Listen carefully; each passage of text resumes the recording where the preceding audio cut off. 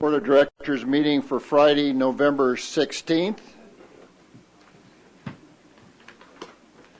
Would you all please stand for the Pledge of Allegiance? Ready, begin. I pledge allegiance to the flag of the United States of America and to the republic for which it stands, one nation, under God, indivisible, with liberty and justice for all.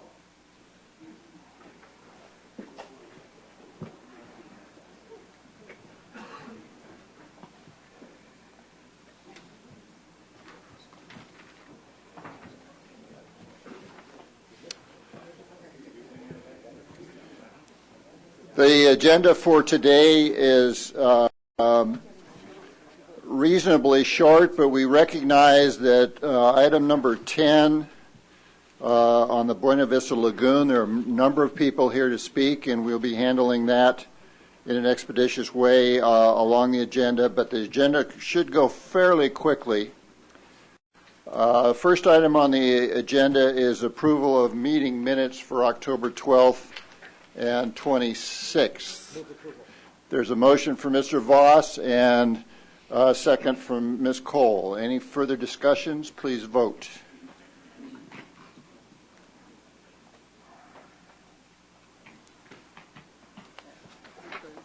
Closed. Voting is closed, and that passes. Item number 2.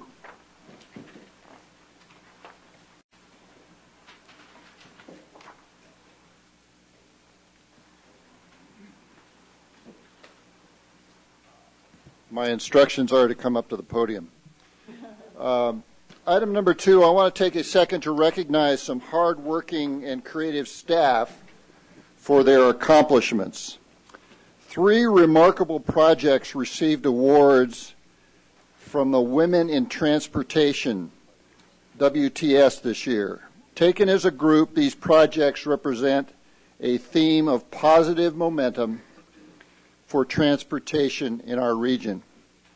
First, the SR-15 Mid-City Centerline Rapid Transit Station project was chosen for the Alternative Modes and Active Transportation Award.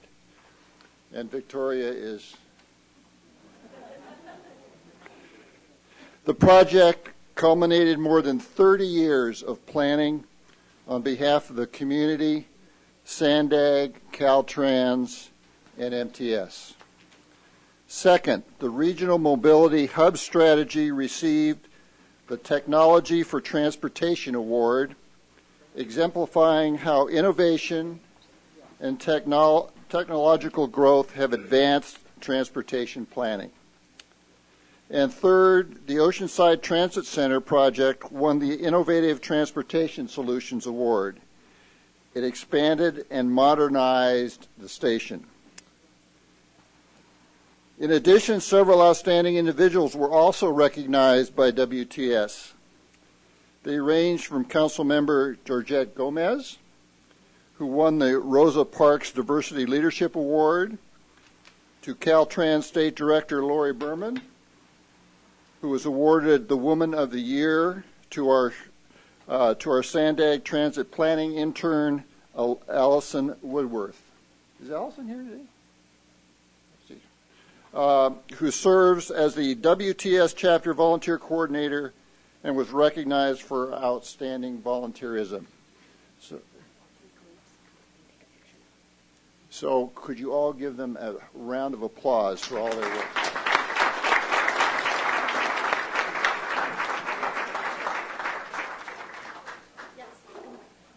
Can we have all the teams come up for a picture, please? Let's do it. Which ones are yours? Good job. Let's do it in the middle. I think it's coming better. Bring it in, Wendell. In there? Yes. In there?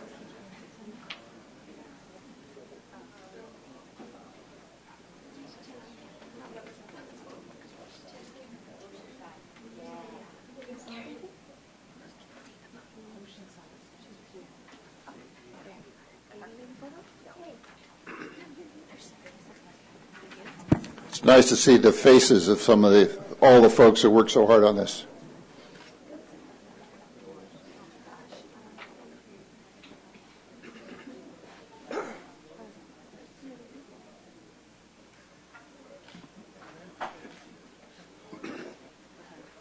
Got it? Thank you very much. Good job.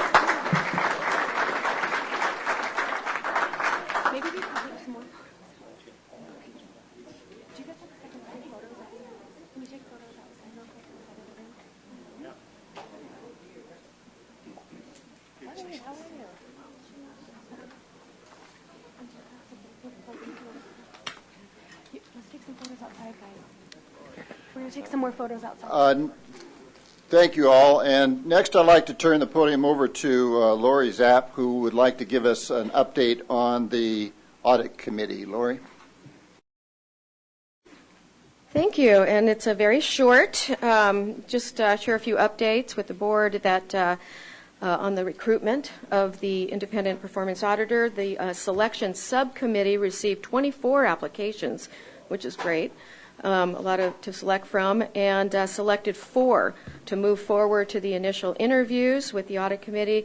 The interviews will be held on December 14th, and the board will interview final candidates on the January 11th meeting. The chair will continue to provide updates on the recruitment in the coming months. Thank you. Thank you very much, and I appreciate your leadership, Lori. This has been very good of you to do this. Item number 3. This is our Policy Advisory Committee. Oh, public comments. I have 2 speakers for public comments. Martha Welch, followed by Dante Garcia. Martha? Good morning, Martha Welch. I'm here to talk about sales talk and property. You use these in San Diego also. We didn't vote for all this stuff. Only passed this to 2004. 5%. That's only passed. Everything went down. So sales tax to be 6.5, but it's 7.5. So we're missing 1.23. We didn't vote for all that. And you call that that's what you do. The city and Sandag and the city use all this money for projects, and we didn't vote for that. So we have to pay ourselves. The people have to pay you guys because you didn't vote for that. So people have to give you your money, and we didn't vote for that. That's not legal. Now property tax, all the same thing. RTCP, regional tax, capital improvement. We didn't vote for that also. Now that is really bad. It's over 1,000, and it goes on rents go up because also that. We have again, the people have to give you money because we didn't vote for that. So it's not legal also, and you use that also here, Sandag and the city both use that also. So this is what you do here. You don't follow the law. You don't follow the law here because if you have on property tax, it has to be a certain project and a certain time. You just can't stick to all this stuff. So this is a county problem. See, the county takes sales tax and property tax. That's their function. So they're broken up there because they don't follow the law up there because it's not right. The people have to pay everything, and that's not right. It's supposed to come. It's supposed to be voted. So it goes. Everything we do like that is wrong. The county is very broken here. You know, they're supposed to be mental health, but they don't do it. They have a clinic. You see, Rosecrans was over a clinic. I don't think it's the state didn't say it's right, and there's no beds there and all that stuff. And the women's jail's built, and it's not being used, not employed, and all this stuff goes on here. And the court is they closed Claremont and put downtown. So this is what the county does here. They don't step up and do their job very well, and so it affects the whole county because they're the county and they have certain functions they should do, and they don't follow the law. And now it falls to you guys because you're taking the money from them. Supposedly, if they give you the money, who knows? It could be on paper, but you guys are using this money illegally, and we're paying it ourselves. Thank you very much. Dante Garcia, followed by Eric Lund.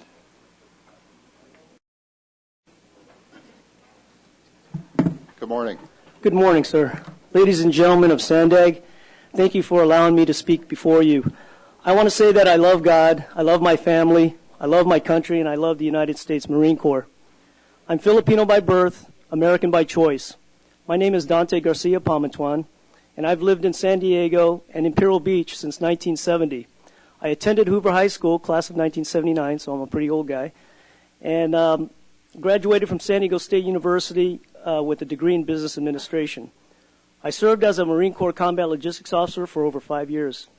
I'm a homeowner and a strong supporter of private property rights and the right to defend that property.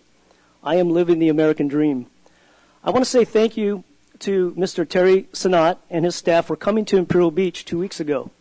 Really appreciate that. There's a lot of homeowners that in Imperial Beach that are very thankful and grateful for your visit. Thanks for your time and your consideration. I want to open up the discussion of managed retreat as a policy to the state-sponsored and funded rising sea level studies with a quote from my Bible. I brought my Bible with me. Chapter 1, in the beginning, God created the heaven and the earth. Verse 9, and God said, let the waters under the heaven be gathered together unto one place, and let the dry land appear, and it was so. And God called the dry land earth, and the gathering together of the waters called the seas. And God saw that it was good.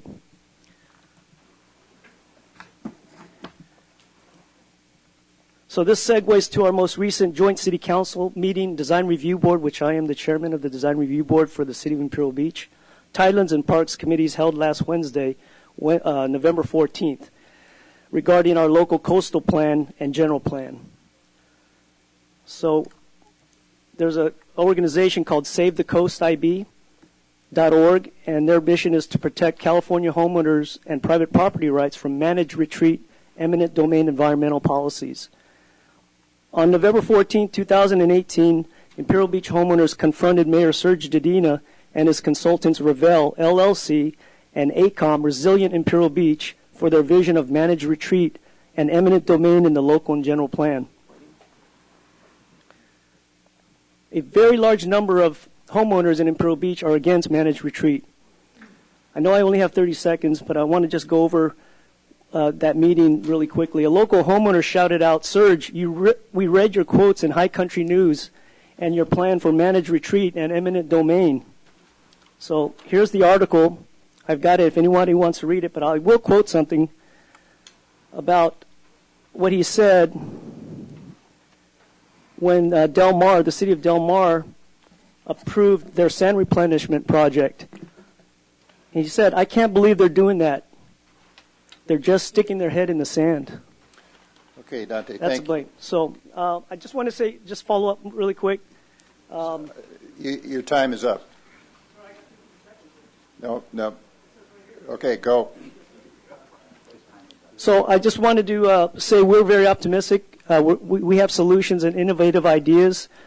We appreciate the City of Imperial Beach, City of Del Mar's commitment resolution that removes the wording of managed retreat and any ambiguous implications of eminent domain. Okay, thank you very much. So, appreciate your comments. Thank you.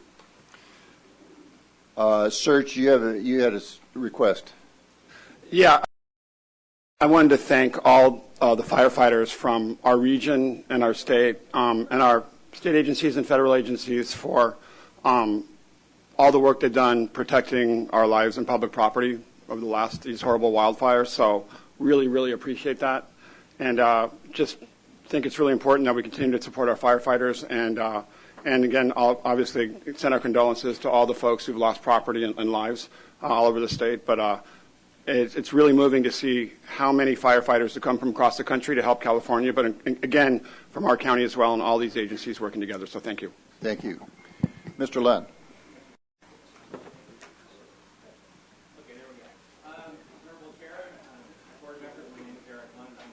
President of the San Diego East County Chamber of Commerce, so I'm representing the East County region. I just wanted to once again come back before you and just ask that you, in your San Diego Forward plan, really consider repairing our roads and freeways, because we desperately need that help. I know there's a lot of talk about transit, bikeways, and those are fine. And an integrated approach, we believe, is the proper approach. But the roads and freeways have got to be fixed. We have a manufacturer out in East County, you probably have heard of them, Taylor Guitars. And they're a little guitar manufacturing company out in East County by Gillespie Field. They also have a plant in Tecate, Mexico. And they ship materials between Tecate and East County. There's no trolley that's going to take those materials down to Tecate. There's no buses that are going to help deliver that stuff. We've got to have good roads. So we really ask that. You've already got a lot of great projects called out in the San Diego Forward Plan. And I hope that some of those projects that are in the San Diego Forward Plan, like the SR 12594 interchange, the 52 freeway lanes being added, the I-8 lanes being added between 2nd Street and Los Coches, those are all called out in the Forward Plan, and we'd really ask that you really seriously consider helping to see those through. And I believe there's federal and state dollars that are matching dollars that are out there that could also help with that. So I'd be ashamed to lose those dollars because we don't want to match them. Thank you very much. Thank you. Okay, I will close the public comment portion of the agenda and move on to item number 3. This is the Policy Advisory Committee actions. When you looked at the list, there wasn't very much on that list. Do I have a motion to approve? Mr. Horn and Mr. Wells, thank you very much. Any further discussion? Please vote.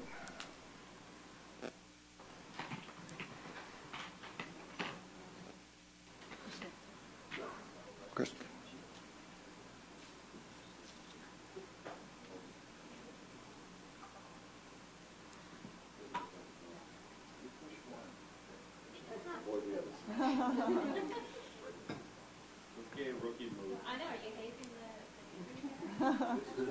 There you go. Okay, voting. We'll wait for whatever time it takes. Thank you very much. That passes. Move on to the consent calendar. These are items 4 through 7. I would just draw your attention to item number 6, which is our financial report. There's a lot of good information in that report, plus our update on our transportation projects. Any discussions or questions on the consent calendar? We have a couple of public speakers.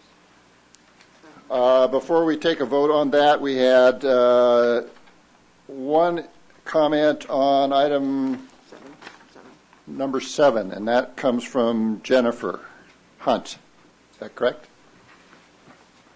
Good morning. Good morning. Jennifer Hunt with the San Diego County Bicycle Coalition. And I just wanted to bring to your attention that the San Diego River Trail Stadium project number 23, although the stadium is not, you're not sure what's going on with the stadium now, we would like to ask you to please start the design phase for the stadium segment project. Even though you don't know what's going to happen, that's a very important connection. And so even though that could take time, I think that Sandag should proceed as far as getting that bikeway built.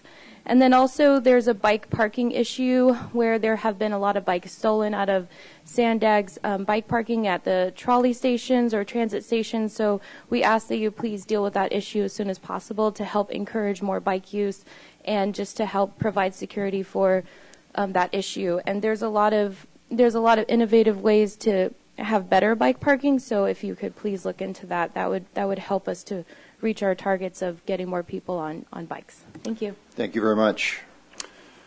Okay, consent calendar, is there a motion? It's all information. It's all information. All information, then we don't have to pass. Thank you very much. That passes. We will now move to item number 8. This is the election of 2019-2020 Sandag Board officers.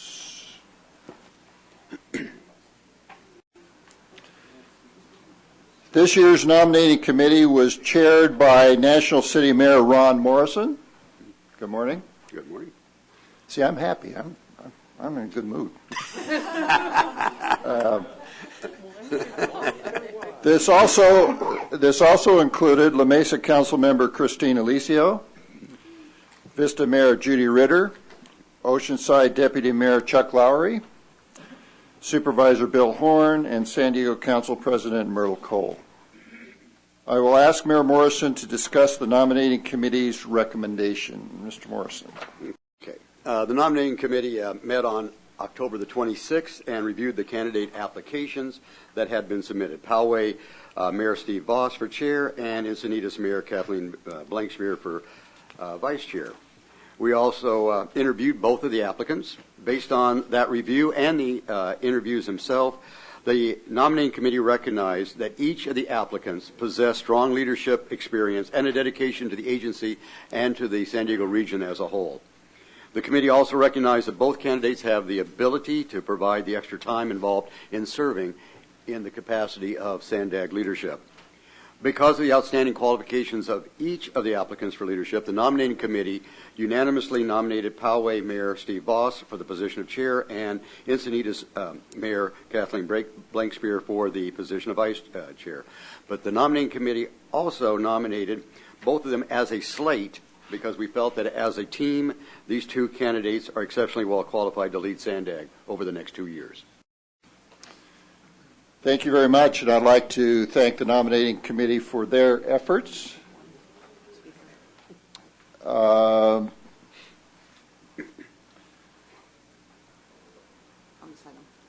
no, I understand. I'll take one public speaker right now, Clive Richard, on this item. Thank you, Mr. Chairman. Good morning. Good morning. As you know, my name is Clive Richard, and as I tell people, I live in the 2nd Supervisory District of the County of San Diego and the 9th Council District of the City of San Diego. I'm happy to see the nominations, and I'm glad to see that the mayor has decided to remain chair. I've always liked the idea of maybe having 2 years instead of 1, but that's a personal issue. But I'm happy to see the nominees. I hope we'll have a very enjoyable year, and that's actually all I wanted to say is good luck. Thank you very much. Okay, I'll close the public comment, and we currently have the nominating committee's nomination of Poway Mayor Steve Voss for the position of chair and Encinitas Mayor Kathleen Blankspear for the position of vice chair. I will now open the floor for any additional nominations of board members for the position of Sandag chair and vice chair. Are there any other nominations? I am seeing none. Seeing no further nominations from the floor, I will now close the nominations. Do I have a motion? Now, this is a slate of 2 candidates, and it is a slate for 2 years. Second. Mr. Minto moves, and who is the second? Coronado, Mayor Bailey. So the nominations are for Mr. Voss and Ms. Blankspear. Is any further discussion? Please vote.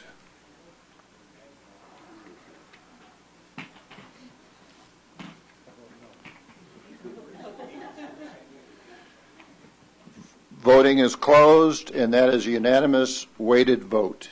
So thank you very much.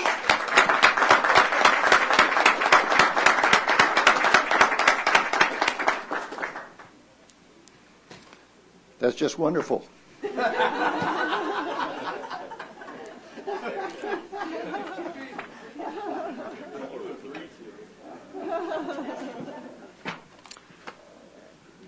have a recount? Yeah. Okay. We will, and by the way, my message to both Steve and to Catherine is, even though there's a lot of work involved, this is a wonderful group to be working with. The colleagues are really strong, positive, all working for the betterment of the San Diego region. And it's been a good year my respect. And so I thank everybody for all their work. Okay. I want to bring you up to speed on RENA. As you recall, this is item number 9. In September, we discussed forming a committee of board members to help guide the RENA process over the next year. My hope is that the committee will be able to put in some detailed work that will lead us to a consensus regarding the allocation of housing units throughout the region. Additionally, I expect the committee to discuss incentives for our jurisdictions to implement the RENA plan once it has been adopted.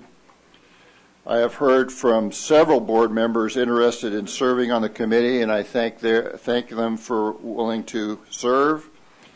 The membership will include our vice chair and members from each subregion representing the cities of different sizes. The committee charter and membership list will be discussed at our board of directors meeting, our next one, which is December 7th, and the steering committee will start working in December. And I think we've been kind of waiting to make sure we have volunteers, but also make sure that we are past the elections and we have everybody in their positions. So now that we have that, we will get busy working on RENA. All righty. Any further discussion on that? I'd like to move to item number 10. This is the Buena Vista Lagoon Enhancement Project. Let me explain how this will work, I think. We will take our staff report. Then we will ask for public comments. We have quite a few folks who would like to speak, and because of the limit of time and the number of folks, we're going to limit everybody's comments to 1 minute to register your position on the issues. Those who have aggregated time can speak to the 3-minute item for 3 minutes, but we'll try to register your positions before the board after the staff report. So I'll turn it over to Keith Greer for our presentation. Keith? Yes, good morning, and thank you, Chairman Sanat, members of the board. The action in front of you today is a recommendation to adopt a resolution to provide direction on the enhancement of the Buena Vista Lagoon and the certification of an environmental impact report. With me today is Mr. Shiraz Tangri of counsel from Myers-Nave, to my left. Mr. Tangri is outside legal counsel to SANDAG, who can help address any legal issues on the California Environmental Quality Act that may arise today. Myers-Nave has assisted SANDAG on the finalization of the EIR, response to comments, and the required CEQA findings, statement of ordering considerations, and mitigation monitoring program that's in part of your package is attachment 4. So the first question you may ask is, what is SANDAG's role in this? In 2012, our member agencies from the city of Oceanside and Carlsbad requested SANDAG take over as lead agency under CEQA to complete the environmental review as part of the work on the North Coast Corridor Public Works Plan. This made sense. Future transportation projects on the North Coast Corridor included double tracking the railroad, including widening for a second HOV lane in the future, and included the interchange in State Route 78 and I-5. As part of the Public Works Plan, the Buena Vista Lagoon was identified as a potential mitigation opportunity. It wasn't required, but it was identified as a potential mitigation opportunity. So Carlsbad and Oceanside asked us to take on the environmental impact report and make a recommendation and bring it to the board. We've done that. We've completed the EIR. We've analyzed 4 alternatives, including the no project alternative, equally. So all alternatives have been analyzed equally. You have a handout that is in color that I'll describe the environmental impacts and benefits of each later, but I want to cut to the chase. The staff is recommending to the board of directors that a saltwater alternative be selected as the proposed project. You're going to ask why. So first, the saltwater alternative provides the most benefits, as discussed on page 5 of your staff report, summarized in your handout, and which will be described later by me in this presentation. And second, is the only alternative that can be used as mitigation for our transportation infrastructure improvements. If SANDAG was to invest millions of dollars to implement lagoon enhancement, The results of those efforts must be able to be used for mitigation for our future transportation projects. The response letters on the draft EIR back from the federal and state agencies that have to issue permits on this project were clear. Here's excerpts from 2 of their letters on the draft EIR. Representatives from the U.S. Fish and Wildlife Service and the California Coastal Commission are here in the audience today and can speak to this issue. But first, let me step backwards for a minute and explain the fundamental issues we've been working on since taking over on this project. And this will give you an understanding and some foundation as you hear the speakers. To orient you, the Buena Vista Lagoon is located in the north part of San Diego County and is bisected both by the cities of Oceanside to the north and Carlsbad to the south. The dashed line here is the kind of strange line that divides the lagoon in half. Unlike most lagoons in the region, the lagoon consists of both public lands, shown here in green, brown, and blue, as well as private property in yellow. And you'll note that the private property is, for the most part, closest to the ocean.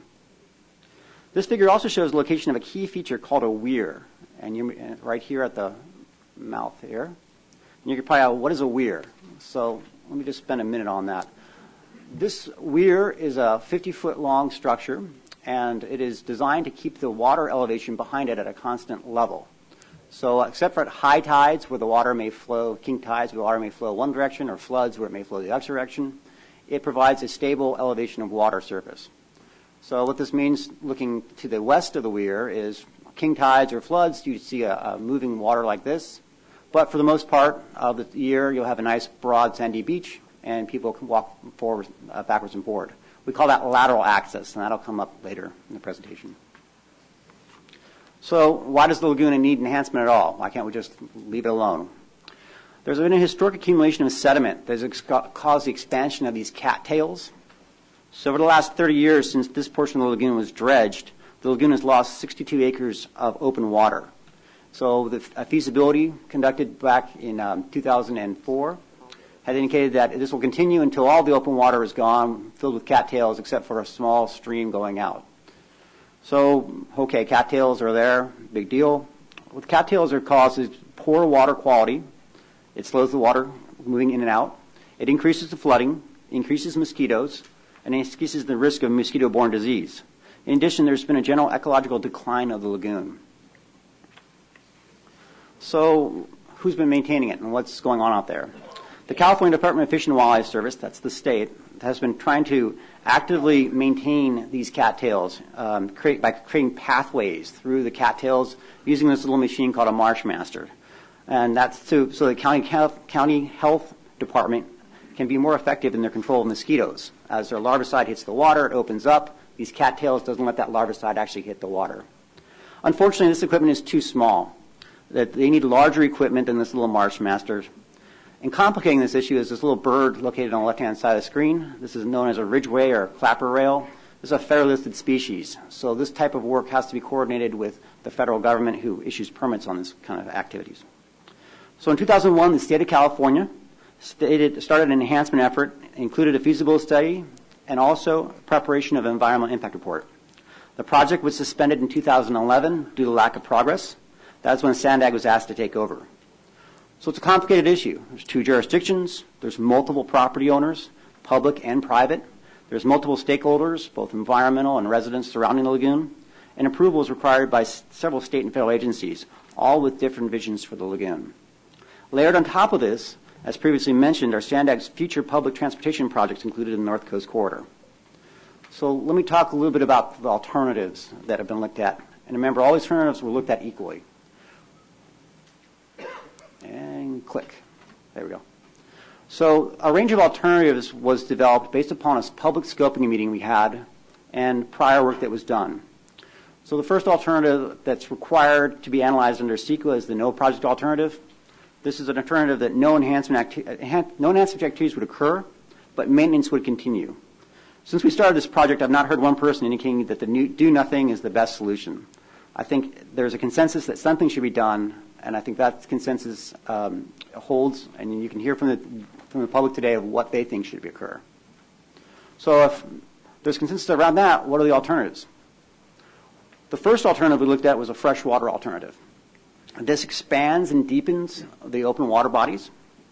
It replaces the weir from a 50-foot to an 80-foot to assist in flooding, and creates a cattail maintenance area. And you can think of that as just dredging those channels of cattails more effectively to maintain mosquitoes that occur out there. It also creates some deep water open habitat for some fish, and opens up water flow. So the other alternative, the freshwater, another alternative, there we go, saltwater alternative, would actually remove the weir and open this up to tidal flooding. The inlet would be expanded from 50 foot to 100 foot, which is the optimal width that's been designed for tidal flow in this area.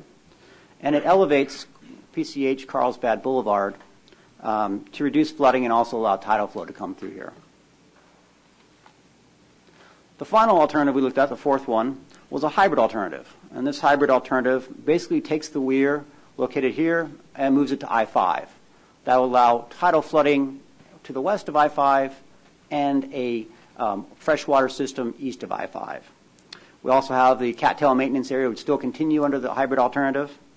And there is a design option, which I won't get into too much today, which would eliminate, minimize use of private property in this area by allowing a channel to be built through so the tides can move into these channels and not affect private property here. So the EIR. So I want to remind you, the EIR was prepared for all the alternatives and analyzed equally. And recall that the EIR discusses the physical impacts on the environment, which is just one consideration in your decision-making process. So in the EIR, we looked at 15 topical areas, environmental analysis. 12 had significant impacts. You could consider this as a big remodel project. Some of those impacts are going to be temporary, like noise, and they'll go away as the project ends. Some of those impacts can be mitigated, as shown here with a little M in yellow, which means you can avoid it during that time. But some of them are permanent, and those are shown here in red with a P in it. So those are permanent impacts, and the permanent impacts stay after the project's completed. So one thing to note, and kind of unique to me, is that the No project has the most permanent significant impacts, and that's typically not the case. And this is the case because SECRET requires us to analyze the practical result of not approving projects. What that means is the practical result of the cattails coming in and closing up the lagoon. So the saltwater and hybrid alternatives have two significant permanent impacts. One's for health and safety, and that's because we're creating a new channel out there, a new public channel that's attractive for people to cross and also to possibly swim in. And a visual resource impact for a possible pedestrian bridge to go over that inlet. So you'll notice that the freshwater alternative does not have any permanent impacts. The EIR and CEQA does a good job of identifying the physical impacts on the environment. However, it doesn't talk about the benefits. So let me just take a minute and talk about the benefits, which is also another part of your consideration in your discussion. So we looked at a variety of benefits which ultimately meet our objectives for the EIR. They listed these in Appendix K, and I'm just going to go over 4 of these today, which were kind of the keystones for why we made a recommendation for saltwater. So in the first ones, more is better. For example, average flooding reduction. In each one of these examples here, each alternative is ranked in the terms of their average flood reduction. You want more flood reduction. Therefore, you can see that the saltwater provides 5.5 feet of flood reduction, whereas no project, you wouldn't have any flood reduction from current situations. The hybrid is the next 4.1 feet and 1.7 in the freshwater. This is in your attachment as well. Endangered species habitat, you have a similar trend. There would be more habitat for endangered species under the saltwater alternative, less under the freshwater alternative because you'd be creating open water, and in between, no project and hybrid in between that. 2 other benefits to look at are those that more is bad, meaning that the more there is, the worse benefit there is. And we flip the axes around on this. In this case, stagnant water. We use the term resident time. You can think of it as the amount of water, the length of the water it takes to move in and out of the lagoon, so the stagnation of that water. So salt water comes on top of only 2 days. It's the best because it gets flushed in and out on a daily basis. Twice a day you have tides. So obviously the resident time or the stagnant water moves in and out quickest. The No project currently is at 50 days, and the freshwater, you may ask, well, why is that worse? It's because you're creating a deeper water body, so it takes longer to flush the water in and out. The resident time is correlated to bacteria, algal blooms, fish die-off, so it's a good metric to look at when you're looking at water quality parameters. The final one I'm going to present today on benefits deals with the habitat of vector mosquitoes. These are the mosquitoes that carry diseases. They're freshwater mosquitoes. Under a saltwater system, the habitat would not occur, 0. Under the NO project you see currently, it's at 96 acres of habitats for mosquitoes, and the hybrid and the freshwater is somewhere in between. So you see a lot of people in the audience today. They all want to speak. I'm going to be wrapping up shortly. But you may ask, why is this a real controversial project? Because through numerous workshops, public meetings, comments on the draft EIR, individual meetings, I'm summarizing these down to 4 fundamental issues. And you can hear from the public about all the issues that they have, but there's probably 4 fundamental issues that I see as staff. One is there's a change proposed from the lagoon from a freshwater system to a saltwater system. And that's the crux of the issue that we've been dealing with. It's a different vision of what the lagoon could look like. Removing the cattails, creating an open water system versus a saltwater system that flushes in and out like we've had and most of the other lagoons around San Diego. Correlated to that is the use of mitigation. So I've already previously mentioned that we've received letters from the state and federal agencies that only the saltwater is consistent with our public works plan. Only the saltwater can be used as mitigation.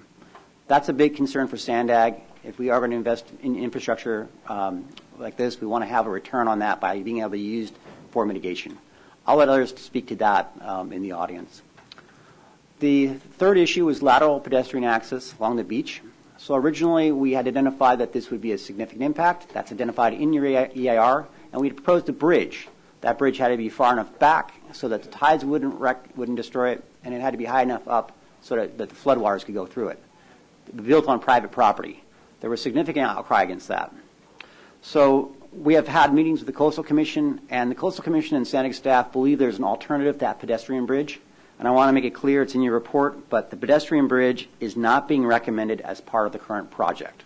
So your adoption of the findings of that resolution that would not include the pedestrian bridge. It is still identified as a significant impact in the EIR, but you adopt findings in the statement of overriding consideration of why the pedestrian bridge is being removed. The last one is funding. The projects that we're proposing to mitigate aren't designed to be funded until 2030 to 2035 timeframe. So you're asking yourself, if the projects aren't being funded to that time frame, being built, why are we moving forward with an EIR at this point in time? So currently we're in a limbo. We have 2 viable alternatives, but we need policy direction on which one to pursue. We're only at 30% design. We need to know which direction we're headed so we can attract funding, finish up our design, seek a federal lead agency, complete that design, and obtain our federal permits. Page 7 of your staff report also lists additional benefits of moving forward with the certification of the EIR at this time. So, collectively, and for these reasons, staff is recommending that the Board of Directors is asked to adopt Regional Transportation Commission Resolution Number 2018-2, which is Attachment 4 of your packet, regarding the Buena Vista Lagoon, approving the saltwater alternative as the project, certifying the final environmental impact report, adopting the findings, statement of overriding considerations, mitigation monitoring reporting program, which are attachments 4A and C. That concludes staff reports. We'd be happy to address any questions you may have.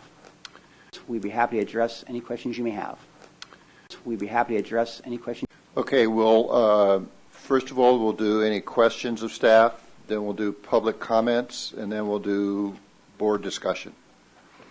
Are there any questions of Keith and staff regarding the presentation? Yes. Mr. Lowry. Thank you.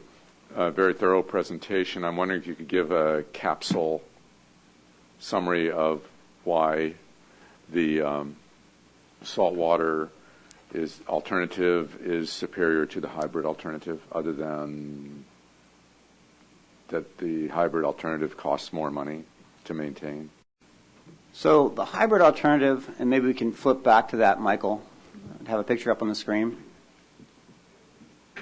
So the hybrid alternative costs more money, doesn't have as much benefits as the saltwater alternative, but it also creates let me go back, sorry. I wanted the map. There we go. So it creates this fresh water area in an area where I believe that the residents don't want it, and a tidal area in the areas that the residents don't want it.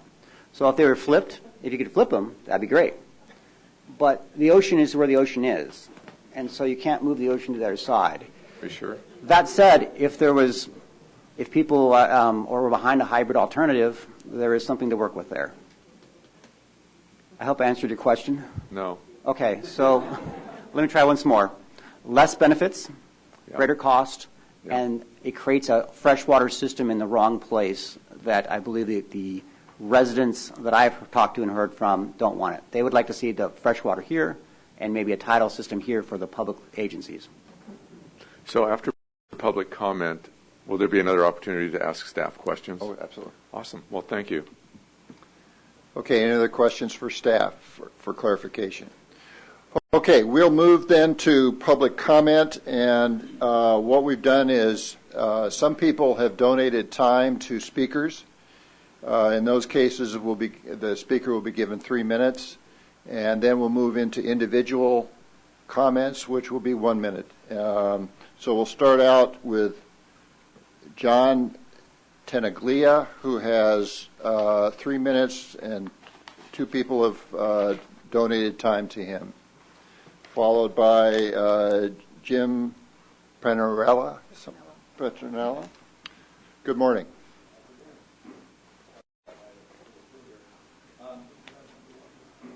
Start first. Can you hear me all right? There we go.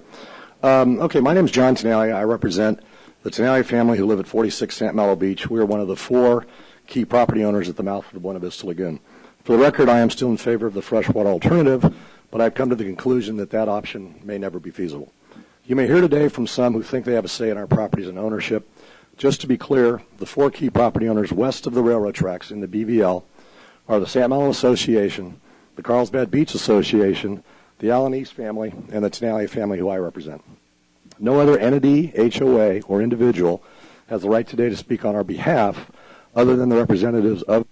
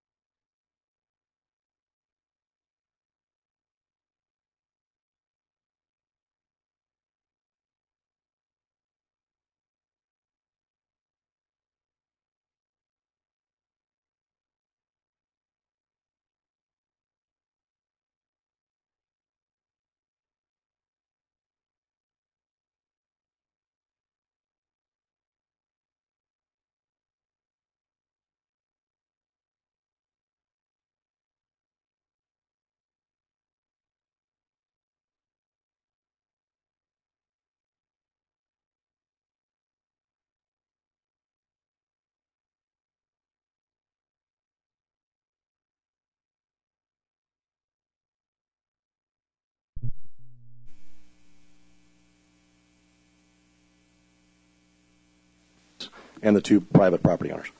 Okay, so you may hear today from folks that will say that the saltwater alternative should be certified because the agencies have worked with the key property owners for years to come up with a solution. In actuality, they've always told us, until just recently with the concession that Keith made last Friday, that it's saltwater or nothing. So, it's been a real roadblock for us. You will also hear perhaps from folks today that will say that the mosquito problem goes away with the saltwater alternative. Not true.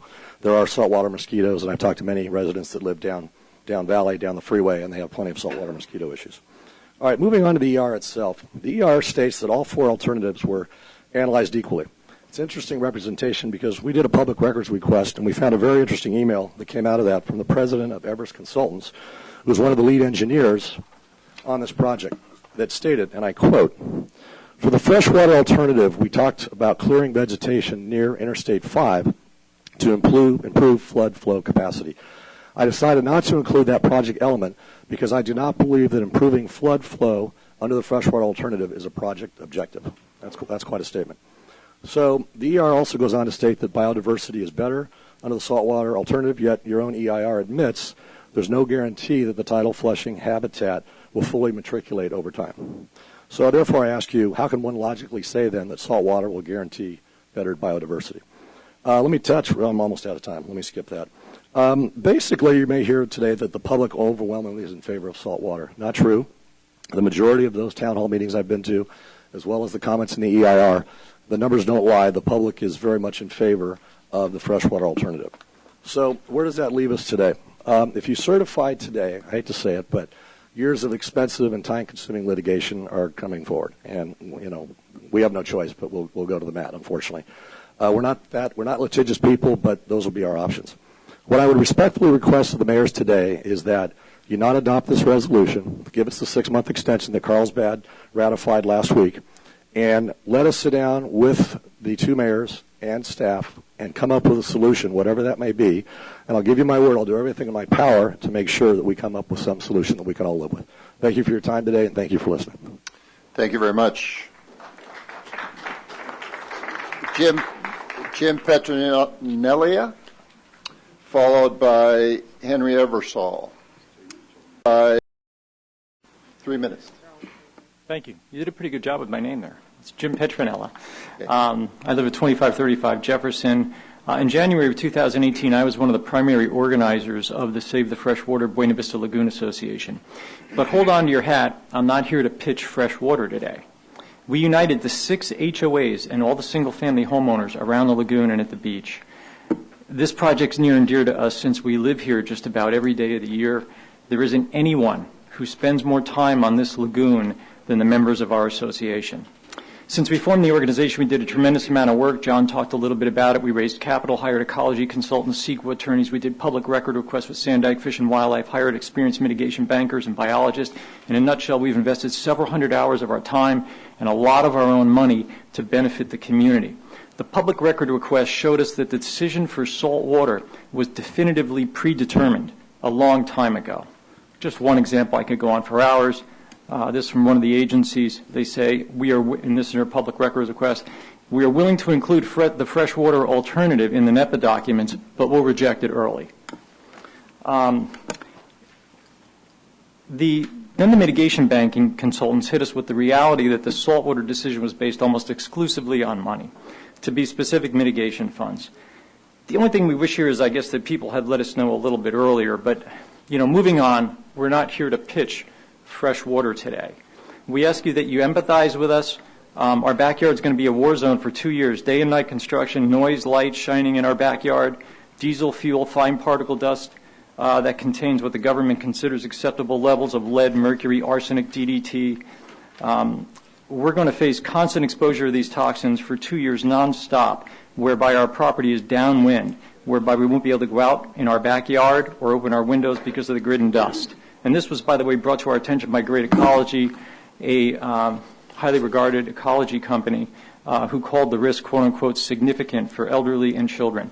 One of the reasons we need this continuance is to figure out where the toxic dump sites are going to be, make sure everything's going to be done to protect the people in our community and that they understand the risks. One of the things I'm grateful for, sorry, I've had to cut back my speech a little here. One of the things I'm very grateful for, and the good news is there are ways to compromise. Compromise is very painful considering the unique history of the freshwater lagoon, which is superior in our mind environmentally, aesthetically, and many other categories. But I feel very confident, I agree with John, very confident that we can compromise and work with our cities and government agencies to come up with a solution. In conclusion, I'm very proud of our Lagoon Association and what we've been able to accomplish the last years. It's been a tremendous effort. What we bring to you today is a historical peace agreement with a lot of concessions on our part. Do not let any outside special interest groups start a legal war between us. They're not going to participate in the war. They're not going to pay for it. It's counterproductive and it's contradictory because there'll be a significant delay in the process. A lot of good people in our community that have invested heavily and worked very hard on this. We're confident we can reach an agreement. Regarding this continuance, the risk is very low. The return is very high. You have my word. I will work very hard bringing this compromise to fruition. Again, please grant us this 6-month continuous so we can move this critical project forward. Thank you very much. Thank you very much.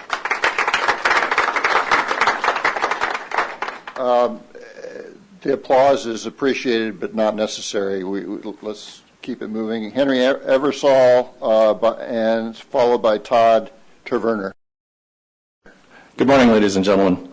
My name is Henry Eversole. My family has owned a house in Oceanside since 1969. There are so many areas in which I think this EIR fails, but I'll just stick to one that I don't think has really been mentioned, but I think is important. After what we've seen in California these last 12 months, can anyone in this room doubt that climate change is making all prior priorities obsolete, or I should say assumptions? Whether one believes climate change is man-made or cyclical, I'd say recent events have made it clear that it is upon us, that it is likely to be here to stay, that we ignore it at our peril, and that it has made environmental matters unpredictable. And yet nowhere in this EIR is it either mentioned or considered, and I wonder how can an environmental impact report be silent on the most salient topic, environmental topic of our era? The EIR should ask, how will rising sea levels affect this project? How will rising sea temperatures affect algae formation? And what will be the result when the inevitable red tide makes its way into this lagoon as a consequence of opening it to the ocean? Lest you think I exaggerate, look at what's going on in Florida as I speak. What's more, as a consequence of climate change, hurricane activity on both coasts is increasing in intensity while shrinking in predictability. We just had 2 in August come to northern Baja, further north than most hurricanes in the past, and I would say that who among us has the chutzpah to say that a significant storm could not hit Southern California someday, and then imagine what that tidal surge would do as it goes into the lagoon and then exits. Here's the problem. Despite the best efforts of scientists and engineers, despite their best intentions, nature has a way of rendering their predictions and calculations drastically wrong. What is certain is that the saltwater option opens the lagoon to new and great risk, and we have to ask ourselves why. Well, perhaps the answer is in these mitigation credits. I'm no expert, but mitigation credit sounds like money to me. At present, the lagoon is beautiful, it's enjoyed by all, and poses a threat to nobody. I get it, there's some sediment, and at some point dredging it might be a good idea. But to open a channel to the forces of nature is a very big deal, and I'd say a reckless gamble. And if it doesn't pan out, then what? Oops, we didn't take into account that we didn't take into account global warming. Well, sorry, gee.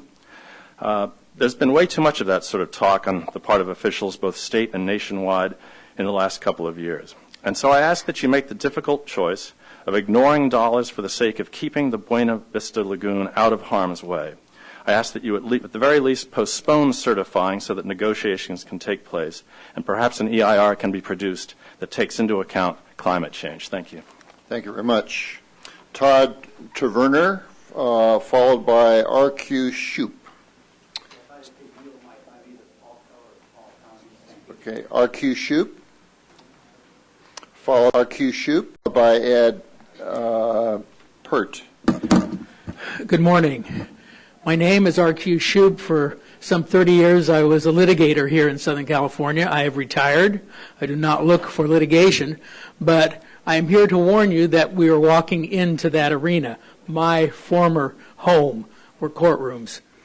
There are some deep running feelings from the homeowners and those associated, as you've probably already sensed. I recognize that. I live at 117 Eaton Street. The back of my house faces, I can see the lagoon, I see the water, I see the reeds. What is really driving this thing are the credits, the mitigation credits. We're not worried about mosquitoes, freshwater or salt. We're not worried about fish, fresh or salt.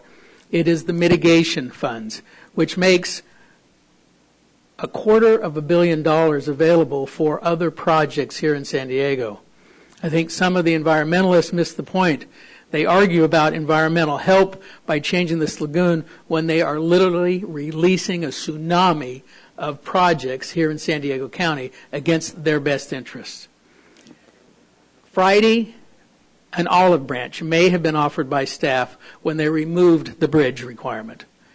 That is a big issue. It's a big issue for a lot of the homeowners. By removing it, it may be an olive branch. It needs to be discovered. It needs to be looked at. There needs to be discussion about it. All parties would come to the table. As Mr. Tenalia and John have said, I think sincerely there is that opportunity. I propose that we accept Carlsbad City's resolution to extend this matter by 30 days. In the eternal scheme of things, that 30 days does not matter. 6 months. I'm sorry, 6 months. In that 30 days, I'm used to quick. In 30 days, nothing happens quick. I understand that. But in terms of funding this project, we're looking at something that's a decade or two away. So the 6 months is really a drop in the bucket. I would ask that it be given, Carlsbad's lead be followed, and that we have that opportunity. Thank you. Thank you very much. Ed Pert, followed by Paul Ingram. Hello. My name is Addie Fertel. My husband and I live at 70 St. Malo Beach. We purchased our home in 2006, put an addition on, conforming to the rules and regulations of the weir. Once that weir is removed, which the EIR really doesn't discuss, we will be subject to the rise and the fall of water on a regular basis. I live there permanently with my husband. All my precious treasures, my grandchildren, visit all the time. It really frightens both of us. 7 years ago, I woke up one morning, pulled my shade up, and lo and behold, the water had risen to within 2 inches of breaching my berm.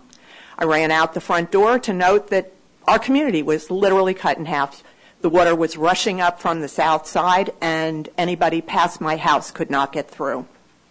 I got friends. We put sandbags together, and I went to the north side where a number of my neighbors, the water was coming over into their yards. Could you quickly sum up your position?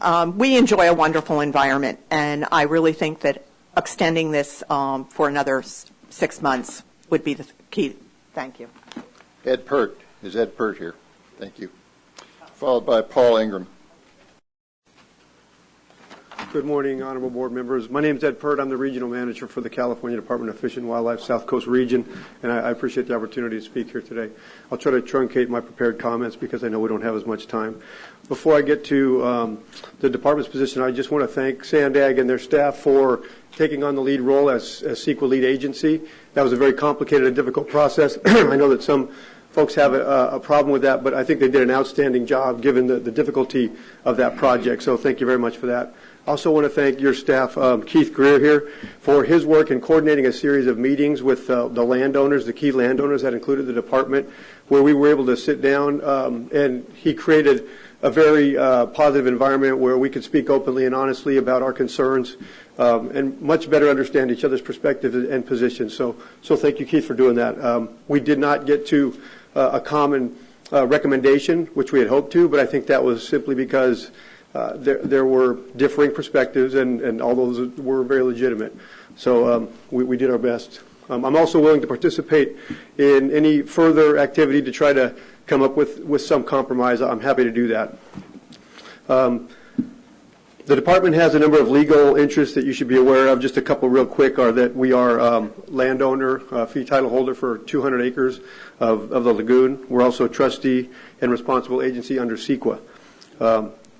After careful consideration of all of the options, the department supports the saltwater alternative, and we do that for a number of reasons, which I think were mentioned before, but just quickly. Estuarine habitats have experienced huge losses from historic aerial levels. And this type of habitat can obviously only be found along coastal areas. That's not true for freshwater habitats. And so opportunities for creation of estuarine habitats are exceedingly rare, especially in Southern California, given all the constraints that we have. The saltwater alternative would also provide the greatest ecological functional lift of all of the alternatives, just quickly because of increased diversity of both habitats and wildlife and plant species, and also because there would be improved water quality that will result from the flushing of the salt water. And as mentioned, the project could also be used as mitigation for coastal projects, which I think is a practical consideration. Other important benefits that the department sees relate to human health and safety, and those are the reduced threats for flooding and reduced need for vector control. So with that, again, thank you for the opportunity. If you have any questions for me or for the department, I'll be happy to answer those if you have them. Thank you very much. Appreciate it. Paul Ingram, followed by Marianne Pentar, followed by... Good morning. My name is Paul Ingram. I'm an environmental attorney and I represent Save the Freshwater Buena Vista Lagoon Association. The association is made up of local residents whose shared history, family history is under threat if you certify the saltwater option today. My focus is rather on that shared history, on the inadequacies of this EIR process. It's more than a little concerning that much of the information that's been forthcoming more recently has come from public records requests rather than being disseminated to the public prior. The reason that's concerning is because at the heart of CEQA is public participation, and that is a theme that has not been followed in this case. I want to consider three areas of that public participation, or rather its failure. The first, the decision not to present a preferred alternative at the draft EIR. 4 different options were presented, yet the public needs to understand what it is, what project is being proposed. The impacts of these different options are significant, whether we're talking about the open water that's available or that will be on site, 134 acres under the restored freshwater versus, I think, 51 acres of under the proposed saltwater, which I believe is at high tide and the community believes will actually end up being nothing more than a glorified puddle. The significant risk of beach closures, you've heard about the toxins that have been dumped onto this lagoon. If you open it up, these toxins are going to be forthcoming. That's going to have an impact on beachgoers, swimmers, surfers, etc. And that's before we consider the impact of this vast inlet that's proposed under the saltwater option. It's a risky business not to have presented that a preferred alternative at the draft EIR stage. The concern we have is this was a calculated risk because it shortened the time period for the community to come together and vocalise their opposition. But however, that choice has left you open to a CEQA challenge for not presenting a finite, stable project. The second issue I want to address is one we've heard of, the fact that this was a decision made to just, this entire EIR process was a justification for the mitigation credits and the appetite to get those credits for other transportation or other projects. What we're faced with is a post hoc rationalisation for saltwater to meet that appetite. The information relating to those mitigation credits, which we've heard of today, has not been available prior to that time.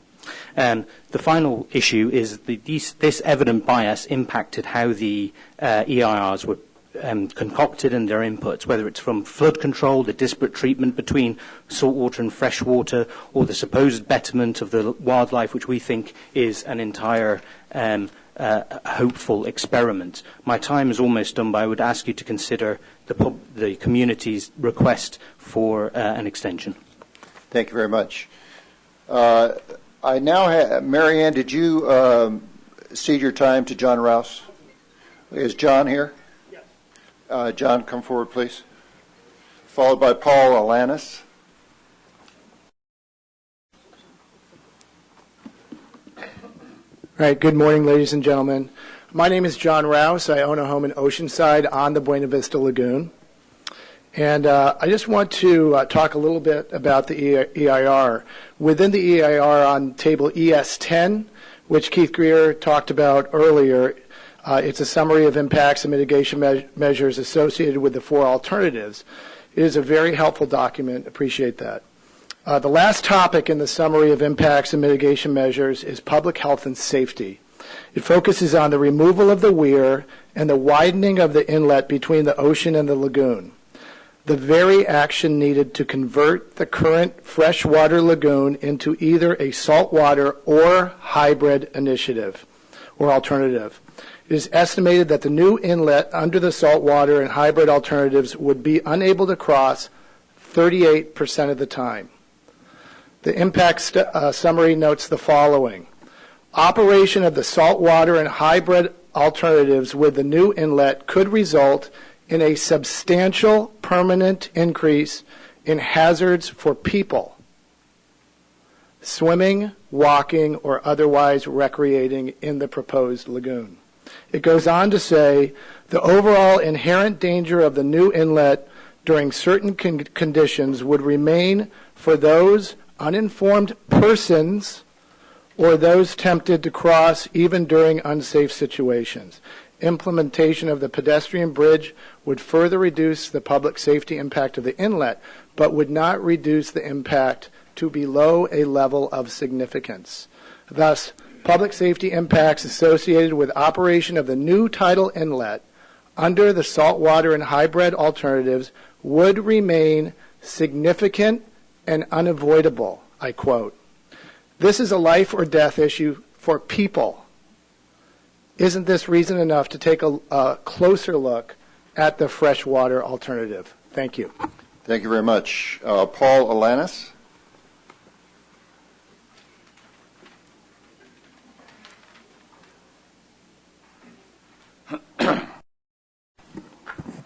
Members of the board, my name is Paul Alanis. My wife Allison and I reside at 50 St. Malo. Our property is oceanfront, located at the most southerly end of the St. Malo community.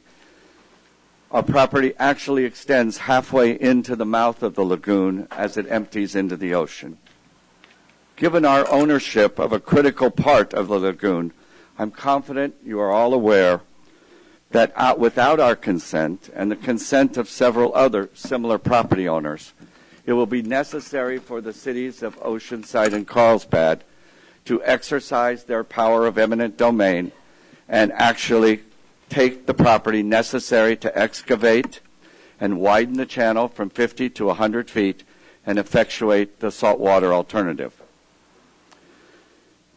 Discussions with us and other affected property owners and representatives of various governmental agencies have actually been ongoing for at least the last 7 or 8 years. At one of those meetings about 6 years ago that took place actually in our dining room, when asked directly by me, we were assured by the representative of the State Lands Commission, and this is a direct quote, "Eminent domain has never and will never be used to accomplish a project of this type. We were assured that we would all have to work together and find a mutually agreeable method of restoring the Buena Vista Lagoon, or there simply would be no restoration." That was the issue at hand, restoring the lagoon. Back then, there was no discussion regarding mitigation credits, and there was actually no indication that a freshwater alternative would be unacceptable because it didn't generate the same mitigation credits as a saltwater alternative. We now understand that. We know that this is not just about the environment. This is about money that's very important to Sandag. I want to let you know that we are here to discuss further. We believe that there are certain elements of the hybrid solution that should and could be considered to be integrated into the saltwater alternative. We would like to have these additional months, 6 months, to discuss this with the staff. We believe that if that can happen, then you won't need to take our land. We'll be happy to dedicate our property. As long as we can be assured that the Pacific Ocean isn't going to end up in our living room, as long as we can be assured that mudflats won't prevail over the San Malo community, and that we can all be assured that restoration, not only restoration, but maintenance of the lagoon will occur for decades into the future. So please grant the request of Carlsbad, and please give us a 6-month extension. Thank you. Thank you very much. Okay, I'd like to set the rest of the speakers the stage for that. We have like 21 speaker slips. That's a lot. The staff has prepared a very thorough report, and we've heard speakers up to now presenting different perspectives. I will call the names up. You'll be given a minute to state your position, but I would encourage you to state your position as to what you're in favor of, what you think we should do, whatever that is, but do it as briefly as possible. And if you'd like to pass, just raise your hand. I pass if you think the statements have already been made or you agree with the statements already made. So we'll start out. We'll try to be as thorough as possible. Gregory Stone, followed by Jim Gates.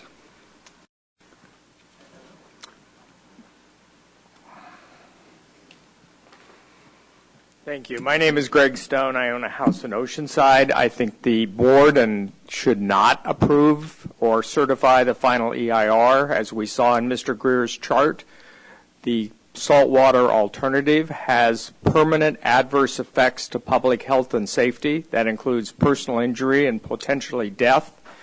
And it was also in Table 4-1 of the final EIR. We should not trade off mitigation dollars against public health and safety. And if we're going to do that, we should be very transparent and very clear that we've decided that it's money rather than lives.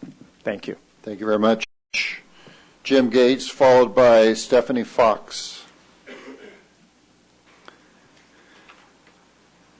Good morning. Good morning. I want to read a statement about sea level rise. Sandag has been using California projections of about 5.5 feet within the next 82 years at the end of the century. I read this in February 2018. I'll discuss the source later, but assuming that sea level rise is moderate, only around 3 feet, by 2110, most California marshes will have no dry areas or will convert entirely to mudflats. Under higher sea level rise, nearly 4 feet, again much less than 5.5 feet, we're projecting all California marshes will be replaced by mudflats, and some in Southern California will become open water permanently with no tidal action to speak of. I read this in National Audubon's magazine in February 2018. They were referencing work by UCLA and U.S. Geological Survey, a report that went into great detail. You're not going to have habitat for endangered birds. The last thing I want to mention is that in the design of the freshwater, the widths of the channels between the basins was made very narrow, left very narrow. They were not widened out as they were in the other one. There has not been a fair and equal comparison. Those channels should have been wider. Sandag knows this. And thank you very much. I worked on this a year, and I appreciate the 60 seconds. Thank you. Stephanie Fox, followed by Barbara Met. Thank you for your time today. I'm Stephanie Fox. I represent the San Malo Homeowners Association and myself as a homeowner at 59 St. Malo Beach. I represent 83 homeowners who share in the ownership of the 6.27 acre mouth of the Buena Vista Lagoon, which is referred to as kind of the Weir Basin. And we, as a group, would like to ask you to not certify the EIR. And give us the 6-month extension. You've heard from a lot of us. As a homeowner, I worry about flooding, and what I don't understand is, it's a great piece that Keith Greer put together, and we talk about the 5.5 feet of flood reduction, but why is the Carlsbad Bridge going to be raised from it's being raised from 9.6 feet to 14 feet high. That means we're anticipating a lot of water going in and out of there. And as a homeowner who's one of many who's been flooded already, this raising of the bridge is a really worrisome sign for me, and I hope you'll consider an extension so we can get to a better consensus. Thank you. Thank you very much. Barbara Met, followed by Paul Keller. Good morning. Good morning. My name is Barbara Metzler, and we've lived in our house in South Oceanside for 40 years, the house my mother built. We are for the freshwater alternative, but that doesn't seem to be a possibility, so we ask for the continuance of 6 months. A few different reasons. First of all, I haven't heard mention that this is the only freshwater lagoon in San Diego and in Southern California. A lot of the animals and wildlife will die that are there now. There's safety and environmental reasons. Think about tourism. If you can't cross the ocean coming from Carlsbad to Oceanside, and it looks like the bridge is not on the table anymore, how will you get across 38% of the time? The salt marsh mosquitoes are an issue, a health issue. Also, there's been years of deferred maintenance in our area, and the new future maintenance of the saltwater alternative has not really been discussed well in the EIR. Our house has been flooded. We don't want to be flooded again, and this opens it up to major flooding. And we're going to be looking, instead of a beautiful, pristine lagoon, we're going to be looking at mudflats half the time and get the odors associated with that. So we're responsible taxpayers. We depend on you. Please help us. At least give us the alternative of 6 months to study this issue further. Thank you. Thank you very much. Paul Keller, followed by Casey Sinclair-Alley. Good morning. My name is Paul Keller. I reside at 33 San Malo Beach, Oceanside, and have for over 40 years. I'm not going to repeat a lot of what's already been stated, other than the fact, number one, you've heard today there are a lot of us who believe the draft document is materially incorrect. You've heard today that we're asking for, and you talked about this morning before this presentation, a collaborative effort in reaching a compromise. You've heard about $250 million of possible mitigation funds depending on what project is available and approved. The bottom line is we're asking for a collaborative period of time to try and reach a compromise. If you approve the document today and you select the saltwater project, we are going to file action alleging that the document's defective and we weren't provided adequate time to reach a compromise. Thank you. Thank you very much. Casey Sinclair-Alley, followed by Michael Jones. To grant an 11th hour delay to derail a well-defined process and enters into uncharted waters where the many other stakeholders, nonprofit conservation, lagoon groups, recreational users, birders, and most importantly, the public who have for many years diligently seen this process through and do not have the resources to fight this in court, cannot possibly get fair representation. This would be sailing this complex issue and process into uncharted waters and goes against transparency and good government. The hybrid group has studies designed to support their position, and if they have legal standing, they will be objectively evaluated in court at their cost. If found to be scientifically valid and superior, parts of the FEIR will be redone or a settlement will occur. City of Carlsbad staff determined the saltwater option is the superior one in general and in particularly for sea level rise. Our other 3 lagoons have ocean inlets that don't threaten people, and if ever there was a good use of eminent domain, it is this. And until recently, Matt Hall supported that.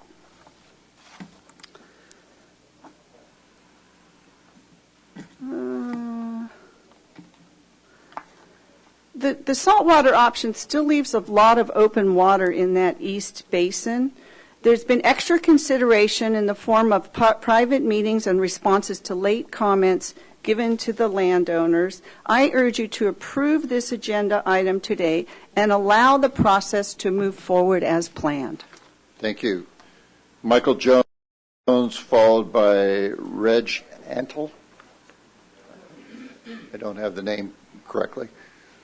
Good morning, board members. My name is Michael Jones, and my family has a home at number 24 St. Malo Beach, Oceanside. Our family has been part of the St. Malo community for the last 80 years.